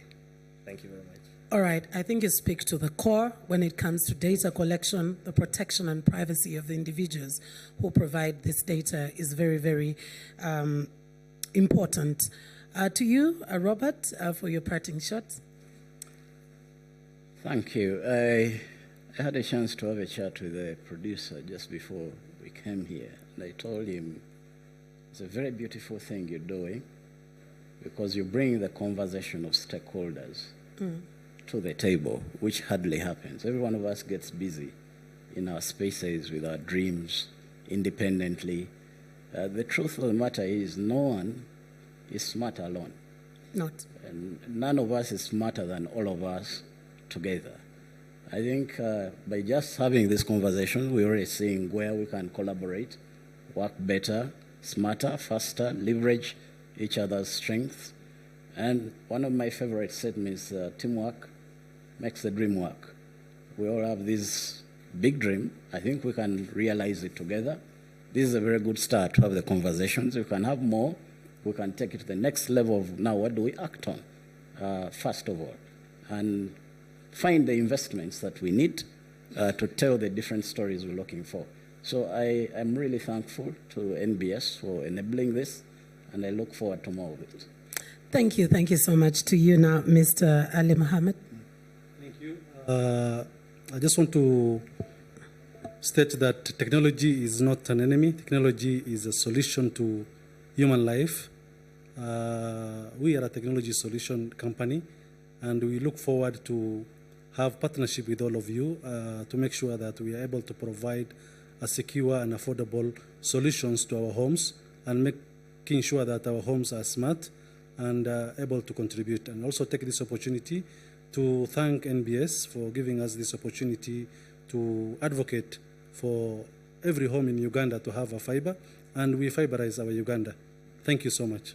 Thank you so much, Hamid. And the very last, Hamdi, the last one will come to you, Shali. Thank you very much. I'd like to thank NBS for this platform that has enabled us to discuss matters, and I think from here we shall be able to come together as a team here and find a way forward. So in my closing remarks, I would like to say, I would like to encourage all the sector players to work together, like he has said, teamwork, teamwork, and teamwork. I would also like to request the government to prioritize real estate as a sector. First, recognize it as a sector and prioritize it in policy, in their decisions. Plan so that we don't have to say someone has come with how many poles in someone's gate. Let's plan and sensitize the public about the plans that are there. Planning, when I say planning, I mean planning land use, and sensitize the public. Zone, allocate, I mean different places for different developments, and regulate the entire sector, including the innovators that are coming on board. Regulate the entire sector, organize the entire sector. And for the private sector players, those who are not yet formalized, let's formalize our business. Let's join hands together and push for our interests. Thank you. Wow, thank you so much. Rarely do you find sector players calling upon government like Muje. You come and regulate us, but that shows that area is all about making sure that we achieve progress together, which is a very, very good thing. Very rare, that's very true, that do we see sector players asking government to come through. But it's been great, a discussion.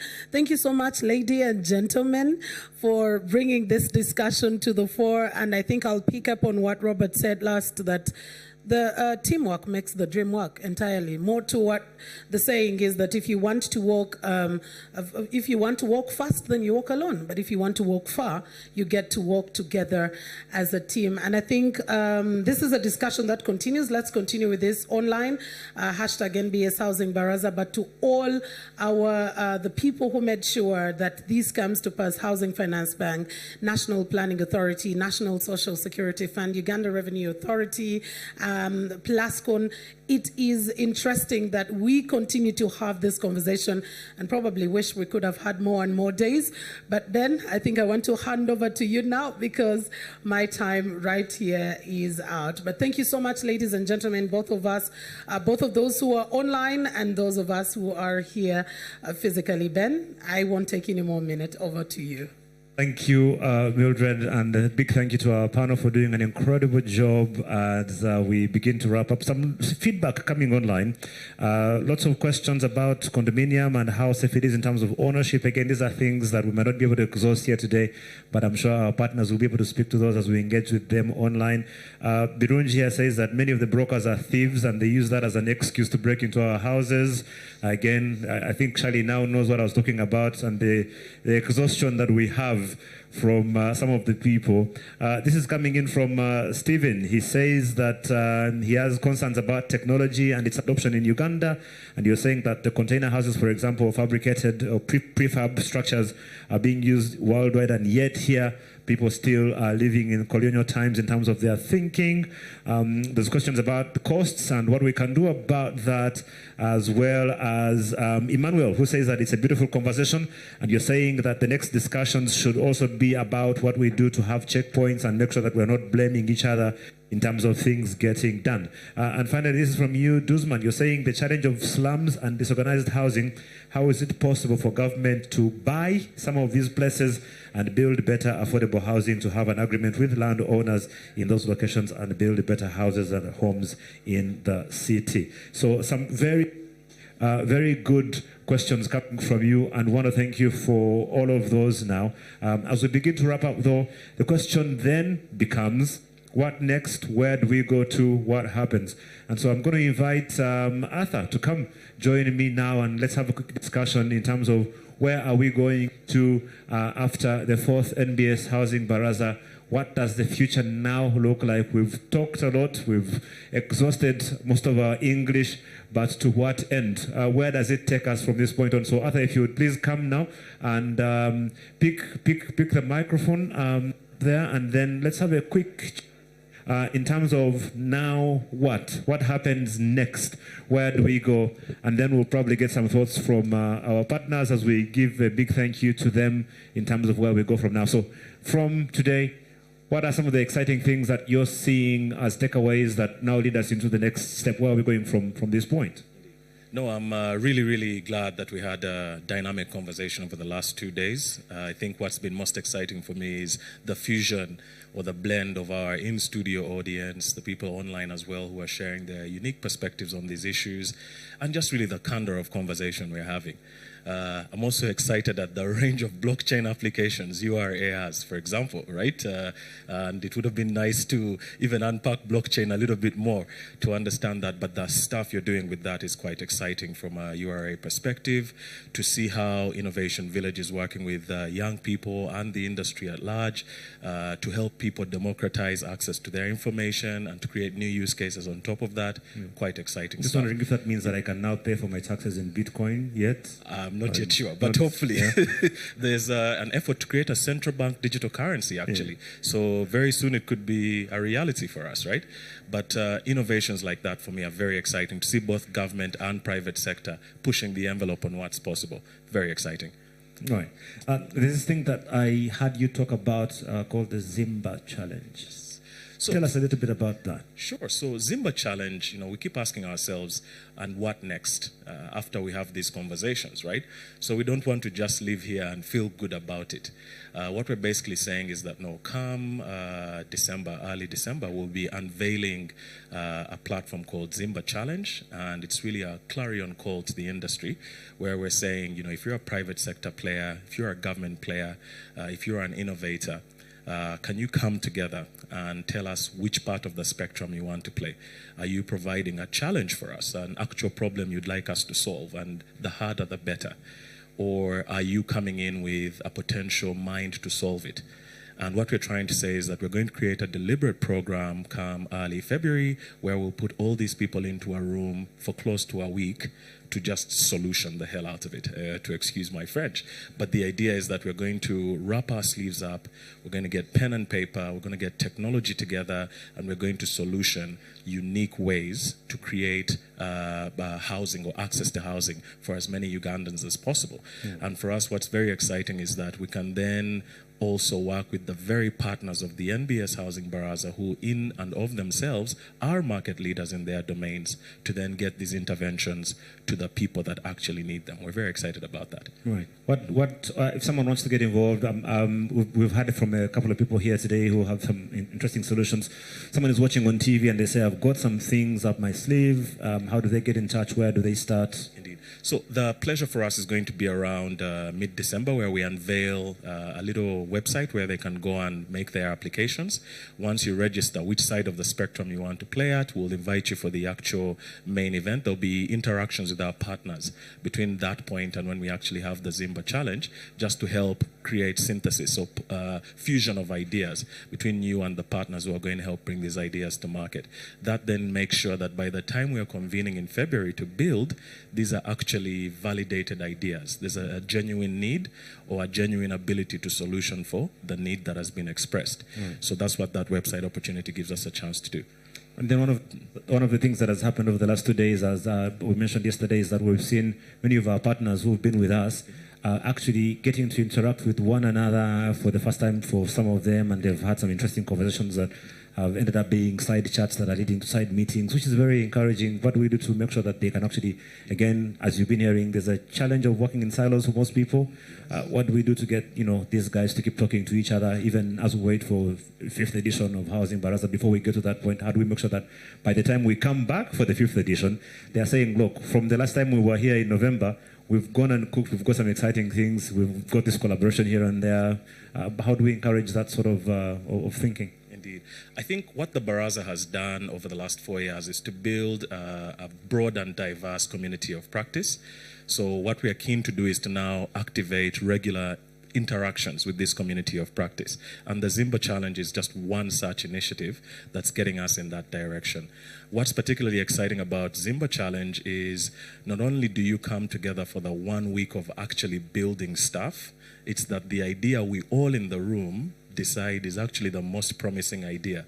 It's that as a community of practice, we're going to walk a 9-month journey with that startup, checking in regularly with support programming from NBS to make sure that come the 5th edition of the Baraza, not only are we able to have the winning idea present the traction they've achieved in the marketplace, but we are also able to document the journey that they've taken along that way. So we're grateful to partners like the Innovation Village, Housing Finance Bank, National Planning Authority, etc., who are helping to set this context for us so that come this innovation challenge, we're coming up with really groundbreaking ideas. We have the potential to do it in this room and in Uganda. We absolutely do, and thank you so much for being at the heart of this, and we appreciate you as well, so thank you. Thank you. So let's now hear from some of our partners as we begin to wrap up. What are the things that have stood for them? What are the things that we are taking away? What are the commitments that are being made, if any, so far? And so we want to say a big thank you to each and every one of them. We'll start by hearing from our Head of Marketing and Communications at Housing Finance Bank, and this is Doreen Nyeramujisha, who is going to set us off as we begin to wrap up the 4th edition of the NBS Housing Baraza by, coming to say their thank yous, but also to tell us a little bit about what the key things that have stood out at the 4th edition of the NBS Housing Baraza have been and what to look forward to going forward. So, Doreen, you're welcome. Thank you so much for being partners for this edition, and let's hear from you briefly. All right. Thank you, Ben. Thank you, Arthur, and the entire NBS team for this platform. We all appreciate, I'm sure every speaker here said thank you, mostly because we value spaces like this. But conversations that we have had here about leading with data, creating a lucrative ecosystem, a strong one at that, sustainable engagements will not happen if it stops here. So as the leading mortgage bank in the country, I will commit on behalf of Housing Finance Bank that this doesn't stop here, because this is what we do every day. What stands out most is the need to collaborate with the partners here. I'm glad sitting next to Area Uganda partners, shareholder NSSF is here. Yes, we work perfectly well, we move strides, but we would move further if we worked closely, much more. So let's not make this an annual engagement. Let's follow through. And personally, I'm excited about the Zimba Challenge. I think the sustainability aspect of this Baraza will come to pass if we pass on a seed or have this property that can push on and move on after this conversation. We are talking about 51 of the mortgages with us at Housing Finance, but 51 of little, let me quote a very important man in this country, is still very little. And why are we not taking on these mortgages? We've made the solutions easier. Why are we still, as consumers, and this goes to the viewer right now, why are we not latching on to these opportunities because of our warped views on mortgages? We have partners that are okay funding us. The mortgages are getting cheaper, but also payment schedule is getting more flexible. Speaking of our Zimba Mpola solution, which everyone has probably covered, we hear you. We know that it's a struggle. We are struggling as well, but let us build your dream home step by step. And that's the only way we're going to move forward. So I thank you. Let me thank the partners, first of all, for being here, I know you're busy people. I'm talking about very important people in the room, but to take time to participate in this conversation means we are all passionate about improving the quality of housing and bridging the housing deficit in this country. Thank you to NBS once more. Over to you, Ben. Thank you very much. And it's great to hear from you for being a partner with us here in the 4th edition of the NBS Housing Baraza. Let's go straight to the National Social Security Fund, and Janet Mugume, who is a senior sales executive and of course has been on one of our panels, was with us for the last 2 days as well. We will represent the fund now as we hear from them. Of course, they've been at the heart of innovation in regards to the housing sector, one of the big players also in terms of development. So obviously very involved in this discussion, and we are glad to have you as partners, Janet. So over to you. Thank you, Ben. First of all, thank you so much for having us. This was a brilliant opportunity. Our first time here, but who knows? First of all, this was a very enlightening discussion. We were glad to have a platform to unpack what we are doing in terms of affordable housing, working towards becoming a developer that people can trust and that is building for the needs that they have. And we're doing this, like we had mentioned previously, by buying the land that we are and unlocking the value of that land by building relevant developments. And by relevant, I mean suitable to those locations. We're also trying to tackle the climate issue through our green building initiatives in Solana, pension towers, like my colleagues mentioned yesterday. We also had an opportunity to discuss our challenges as the fund, and interestingly, our learnings and realizations from the conversations that our partners were having is that more or less we have similar challenges. The NPA and the policy brief gave us food for thought on things like the complex and expensive land tenure system, the absence of laws to regulate the real estate sector, and our challenge as the fund being our cost of infrastructure, not being able to claim VAT on residential, which in turn affects housing prices, and really the bureaucratic systems that we go through to try and come up with the developments that we do. A big one for me today was in housing finance, explaining what are seemingly high interest rates. That's a discussion that was enlightening because I deal with customers every day as a salesperson. So good food for thought on our part and explaining why they're what they are. It was really all around something. I feel like I picked up a bit from the different partners that we had. But as the fund as a developer in this capacity, we know that bringing down the housing deficit it's no easy feat, but it's one that we are committed to, and we will continue to play our part in trying to increase the supply of housing units through projects like our Temangalo project that's coming up. So we believe that the ecosystem is not only relevant, it is timely, and forums like this, which include public engagement, it's the right time. And with the support of the powers that be, we'll try and do our part and try and bring the costs down. And collaborating has been a big point here over the 2 days.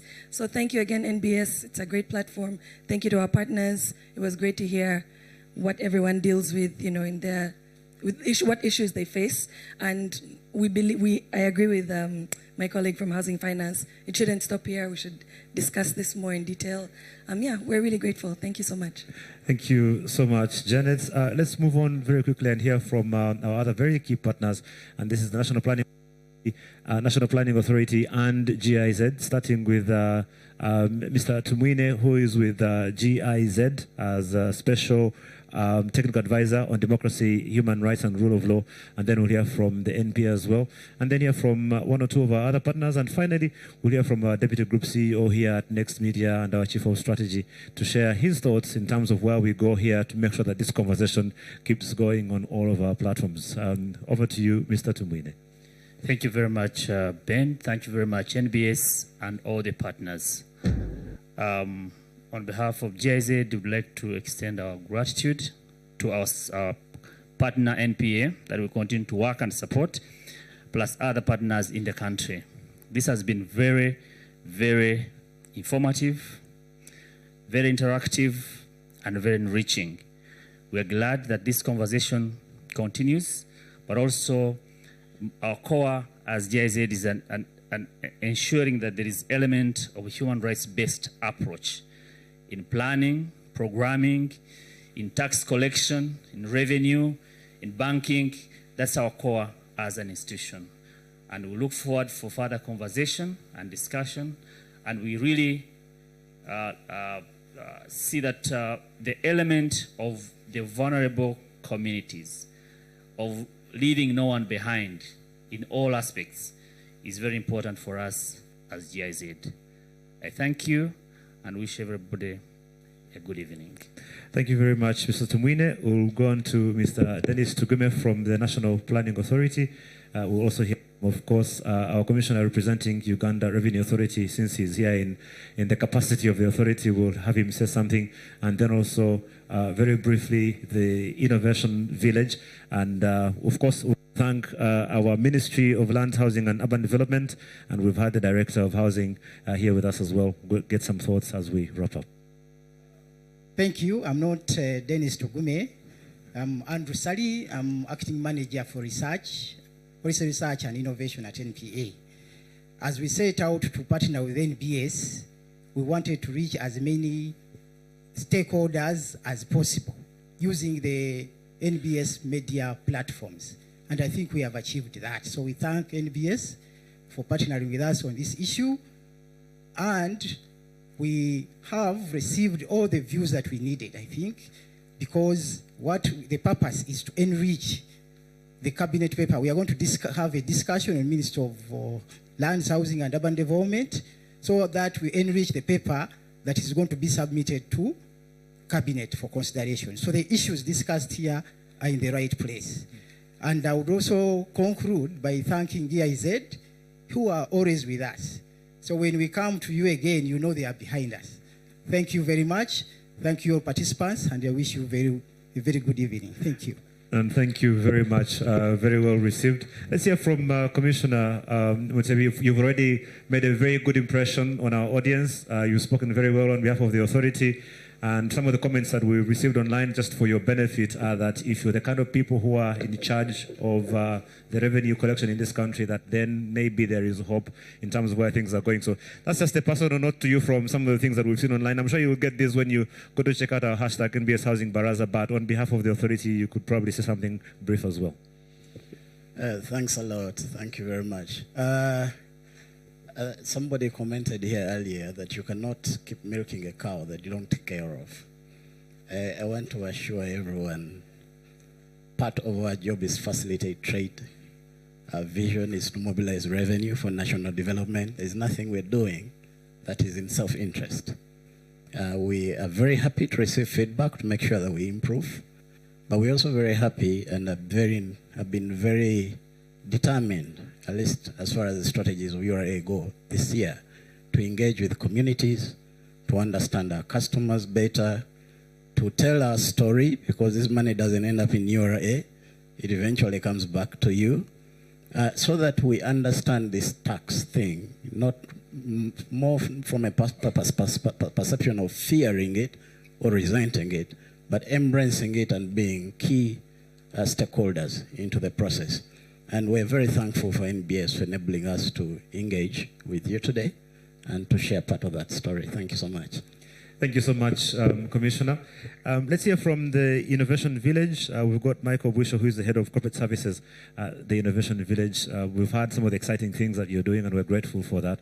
And we just want to give you an opportunity to tell us a little bit about more what you're thinking about as we move forward. And then we'll do some brief protocol things as we hear from our chief guest, the Honorable Minister, and obviously we have to do, I'll invite someone to invite someone to invite someone to invite our chief guest. So before we do that, let's hear from Innovation Village. Hello. Thank you very much, Ben, for the passionate call this afternoon and for working here. I would like to thank the NBS Housing Baraza for bringing this to us and giving us hope that we can solve some of the challenges within our country. At the Innovation Village, we pride in knowing that and preaching the gospel that innovation can solve most of our problems in Africa and Uganda in particular. So we believe that innovation is a key driver to solving some of our challenges and transform Africa. the Innovation Village is the best place where ideas come to life. And every day we live by that.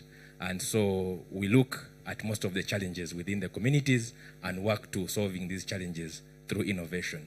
So when you come to the Innovation Village, you'll find a number of sectors or labs that we operate in. And looking and reflecting on the discussions right from day one, you've seen that we have a housing deficit of around 2.2 million. And at that chain as well, the population is growing at 3.3%. And the urban areas are also growing at a rate of 5.67% in terms of urban growth and development. So there's increasingly a challenge on housing within the country. And even then, those who can afford, it's very expensive. You've heard that constructing a decent house, you can't go less than 183 million Uganda shillings. So there is a lot of solutioning across the value chain of the housing sector. If you look at also, if you go into construction, then there are challenges of environment. How do we innovate around environment? Then there are issues around material and trustworthiness, and then monitoring and construction. So many challenges within the sector. So at the Innovation Village, we believe that we can solve most of these challenges using innovation and creativity. If you come to our other avenue at the Motive, you realize people are already putting up container houses. And if you have challenges with container houses, I can tell you that guys are solutioning around that, and we are seeing people taking it up. If you go to some of these safari lodges, it's a common venture, and people are taking it up seriously. So we are delighted, and we will, as part of our commitment, through one of our labs, like I've told you, we have a number of labs, but one of them that is particularly hinged at housing is called the Shelter Tech. Well, I know we have fintechs, we have legal tech, we have agri-techs, and many others, but particularly as far as housing is concerned, we have the Shelter Tech, which is going to help us bring the Zimba Challenge to life. And so we are excited to partner with the Housing Baraza to bring that Zimba Challenge to life. And I'd like to thank you for the opportunity to work with you. And we thank you, NBS, for taking the lead through using information to transform our society. We are excited working with you. Thank you very much. Thank you very much, Michael, and that's very well received from the Innovation Village. Now, let me invite our Deputy Group CEO here at Next Media. He's also our Chief Strategy Officer and at the heart of making sure that the NBS Housing Baraza is happening as well as it has gone. Everything that goes well is up to him. And so please welcome with us Mr. Joseph Shigozi. Thank you very much, Ben. First and foremost, I must say I've been schooled, I've been following the 4th edition of the Housing Baraza.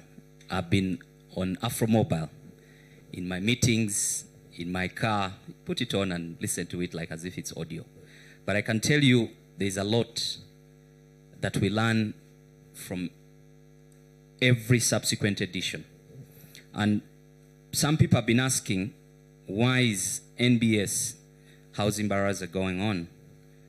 And some of the answers, you've really touched them. But let me first and foremost start by, on behalf of my group CEO, King Karisa, I'd like to thank Housing Finance Bank. We need to clap for Housing Finance Bank. They are positioning themselves as the new age bank, because everyone is saying, which bank would solve my problem? Housing Finance Bank is doing that. Of course, NPA, through GIZ, we need to thank them. We need to give them a round of applause. I've been personally impressed with the URA. The perception people have about URA is completely different. I had my brother really articulating issues to do with the blockchain and the whole, very simple solution to what we are looking for. We need to clap for URA. You're really rebranding and bringing this whole picture to life. Soliton, of course, for smart homes. We need to clap for Soliton. They're doing a wonderful job. NSSF, continuously rebranding. I've recently seen what they're doing with the smart card. We used to have that paper. And the UNSSF number used to be on a paper, which ideally would not last for a very long time. But now they're introducing a card, an e-card, which allows you to do a lot of things. Innovation Village, the one who came before me, we need to clap for them. Innovation Village represents young people, 77%. And you can see that they have a lot of ideas that really will come through. Architect Registration Board, doing a wonderful job. We need to clap for them. And of course, the Ministry of Lands, thank you very much for really working with us on this one. We need to give them a round of applause. I cannot not thank, of course, my leader, Group CEO, Kin Karisa, who is certainly at the center of all this. He's enabled us to really run amok as Next Media and NBS particularly, because he believes that this is the way to go for Uganda. We know that housing is really at the heart of every Ugandan. It's not the World Cup we are discussing here. We are discussing livelihood. We are discussing survival. We are discussing, human rights. And that's why we think this is so critical. For us, it's not just dedicating these amounts of airtime. If I was to calculate the amount of airtime we've used today, I can tell you, this room will fill up with lots of money, and URA will ask what's happening. But I'll tell you, we've given this airtime because we believe in the idea. We believe that this platform is so important. And of course, there's a team that has been working tirelessly. They work almost 12 months to make this happen. We need to clap for chairman of the Baraza, Ramadan Mbago. He's somewhere behind there. You never see him. I know he's watching on Afro Mobile somewhere. And of course, the executive director, Arthur, with a team. We've got a huge team that puts together this. Me, Kin, and myself, we simply, tell them, let's do it. But the real guys who do the job are those people. Jules, I know. Jules is a wonderful. When I talk about Jules, I believe all of you in the room know who Jules is, because she coordinates all the partners. She does a wonderful job. Then, of course, the production team. I cannot name all names. The production team have been amazing. About 80 people behind this broadcast, the 2-day. Young men and women, girls, male and female, are making sure that we are watched by the entire world. But also, how can I not thank the hosts, Ben and Mildred? We need to give them a special, because you see, having worked on television for a very long time, I believe that you are as good as your interviewer, the person who interviews you, who is getting the best out of you. They've done a wonderful job. I've been following them, and I was really just giving thumbs up to the kind of questions they were asking and the engagement. I can tell you that the whole world has been watching the last 2 days, and they've been watching what Uganda is talking about. Ugandans have been watching, and they're asking themselves the questions: how do we change? How can this paradigm shift happen? Because what we're doing right now is a paradigm shift. I was thinking to myself, what is that is important to talk about? There's this thing called our attitudes. There's this thing called behavior. Ugandans have been used to a certain way. Like we talk about the horizontal, way of constructing houses. We all know that's what has been happening.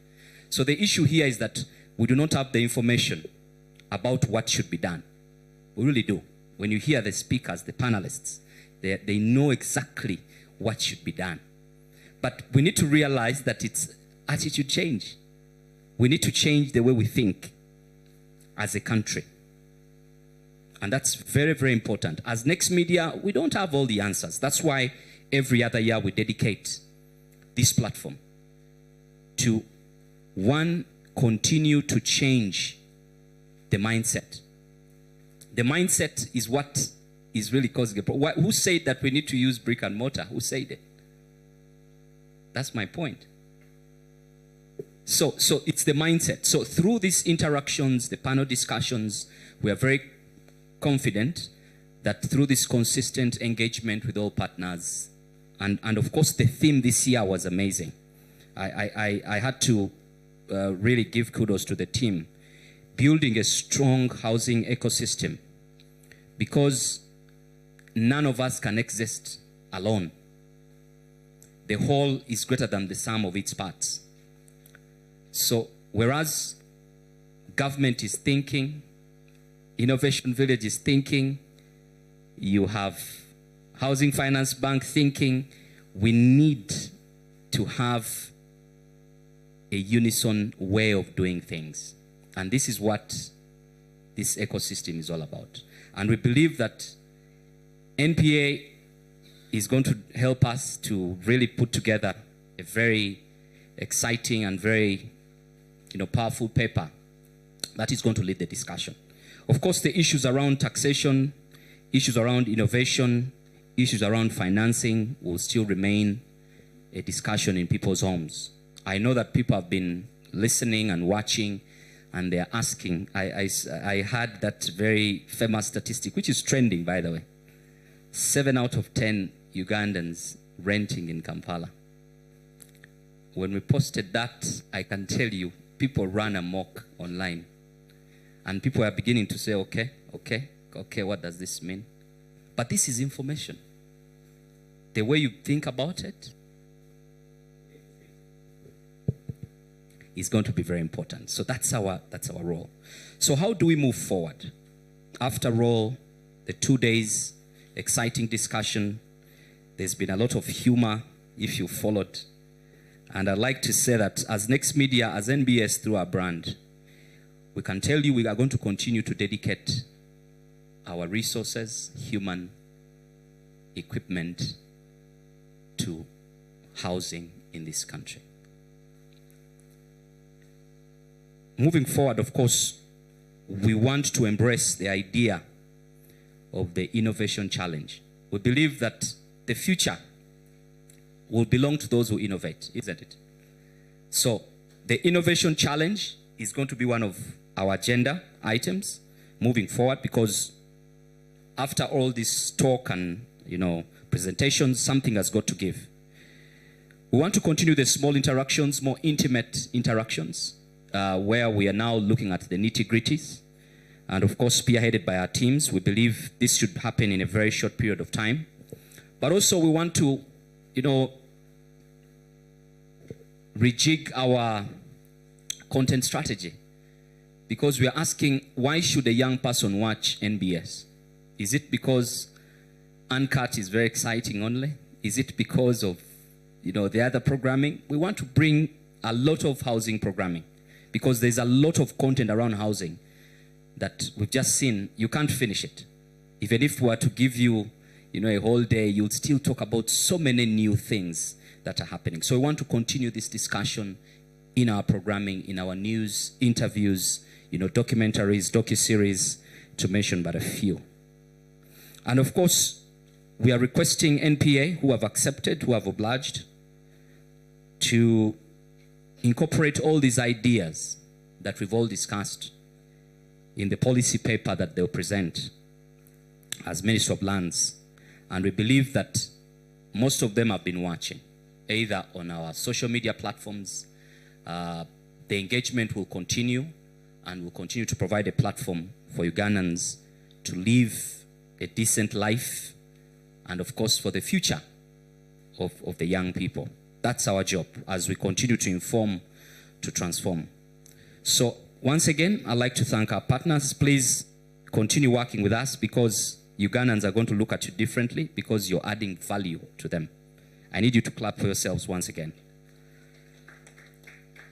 As I wind up, I have only one task that is left, is to invite Dave. I need to follow the protocols. I want to invite Dave Chayangayanga, the Director of Housing. I hope I pronounced your name very well. When you hit the 4th floor, you can't see anymore properly. The Director of Housing and Minister of Lands and Urban Development, to invite the ministers communication, and that will mark the end of this 4th edition of the NBS Housing Baraza. Thank you very much.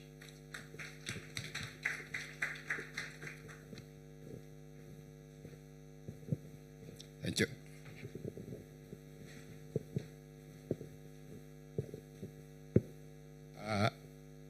The CEO, Next Media Group, the management and the staff of NBS,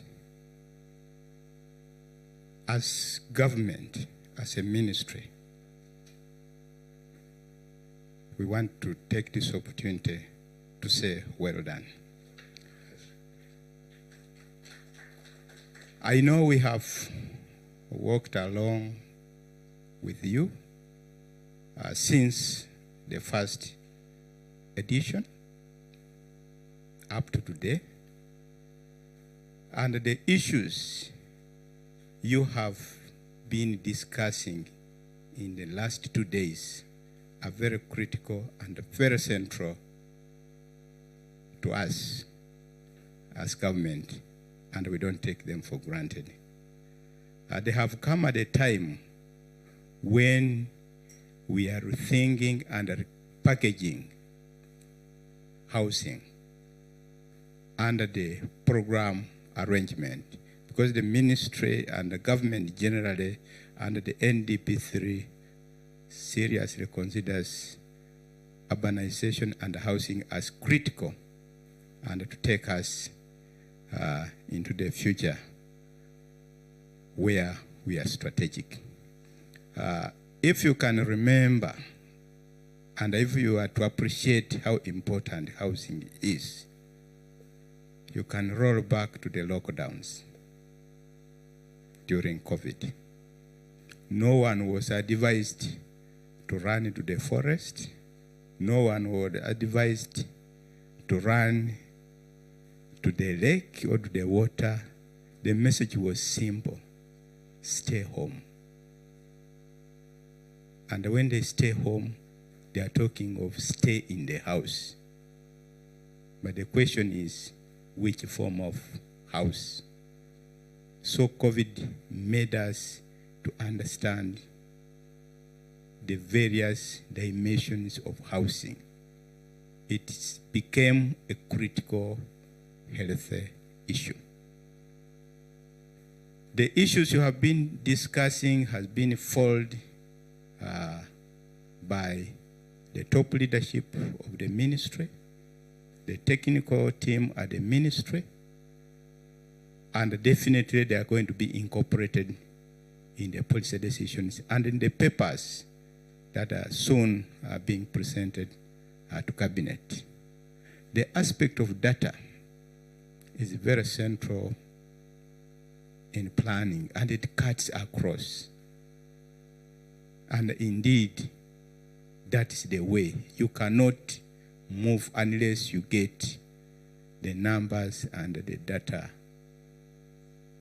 correct. We have heard of the informality, the question of whether we should formalize or how much of it do we need to formalize, at which speed. Of course, these are very critical, not only to URA, but to the government generally, because we want to understand how our people are living. In case you arrive in any country or you fly over any country, the major parameter to use to understand how developed that country is, simply look at the houses. It is the first thing you see. And it talks a lot. We are talking of a basic right. And from here, I know each one of us, you are going to some form of home, to some form of housing. So a discussion and a debate on housing is central to each one of us. At this juncture, I would like to invite the message from my minister in charge of housing, who was unable to be here physically, but she has been following up all the discussion.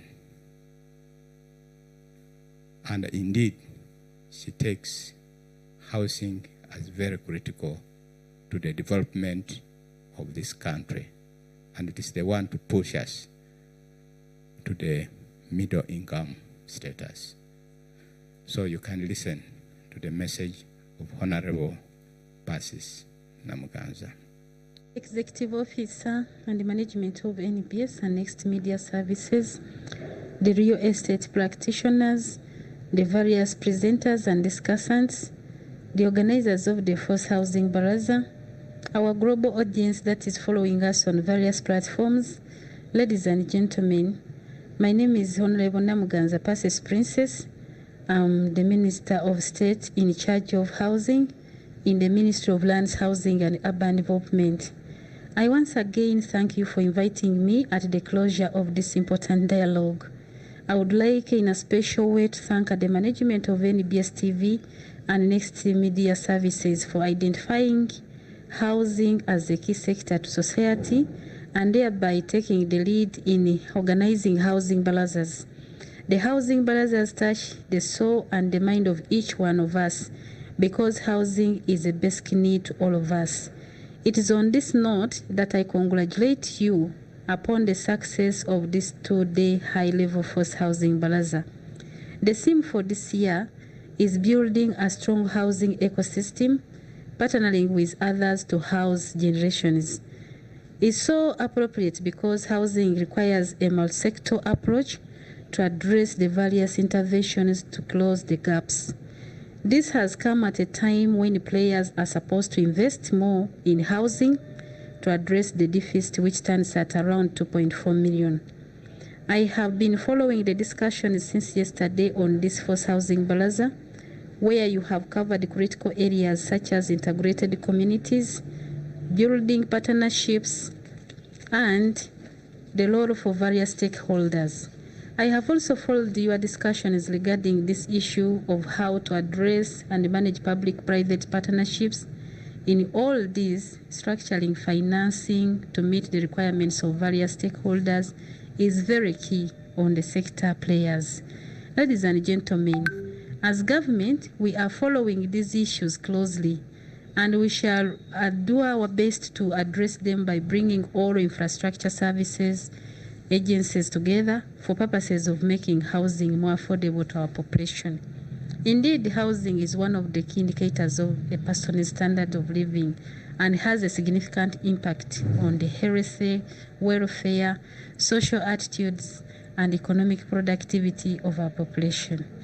Due to its central role, the United Nations Sustainable Development Goal 2, to which Uganda subscribes, places the responsibility on member states to make cities and human settlements inclusive, safe, resilient, and sustainable.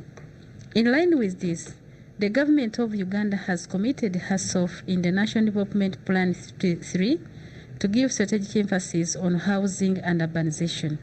This strategy focus will help redirect our efforts towards ensuring access to adequate, safe, and affordable housing and basic services, including slum upgrading by 2040. Ladies and gentlemen, as much as government continues to play its regulatory role in the lands, housing, and urban development sector, it appreciates the challenges related to accessing long-term housing finance. It's against this that we are working on mechanisms for mobilizing both formal and informal housing finance to fill the gaps.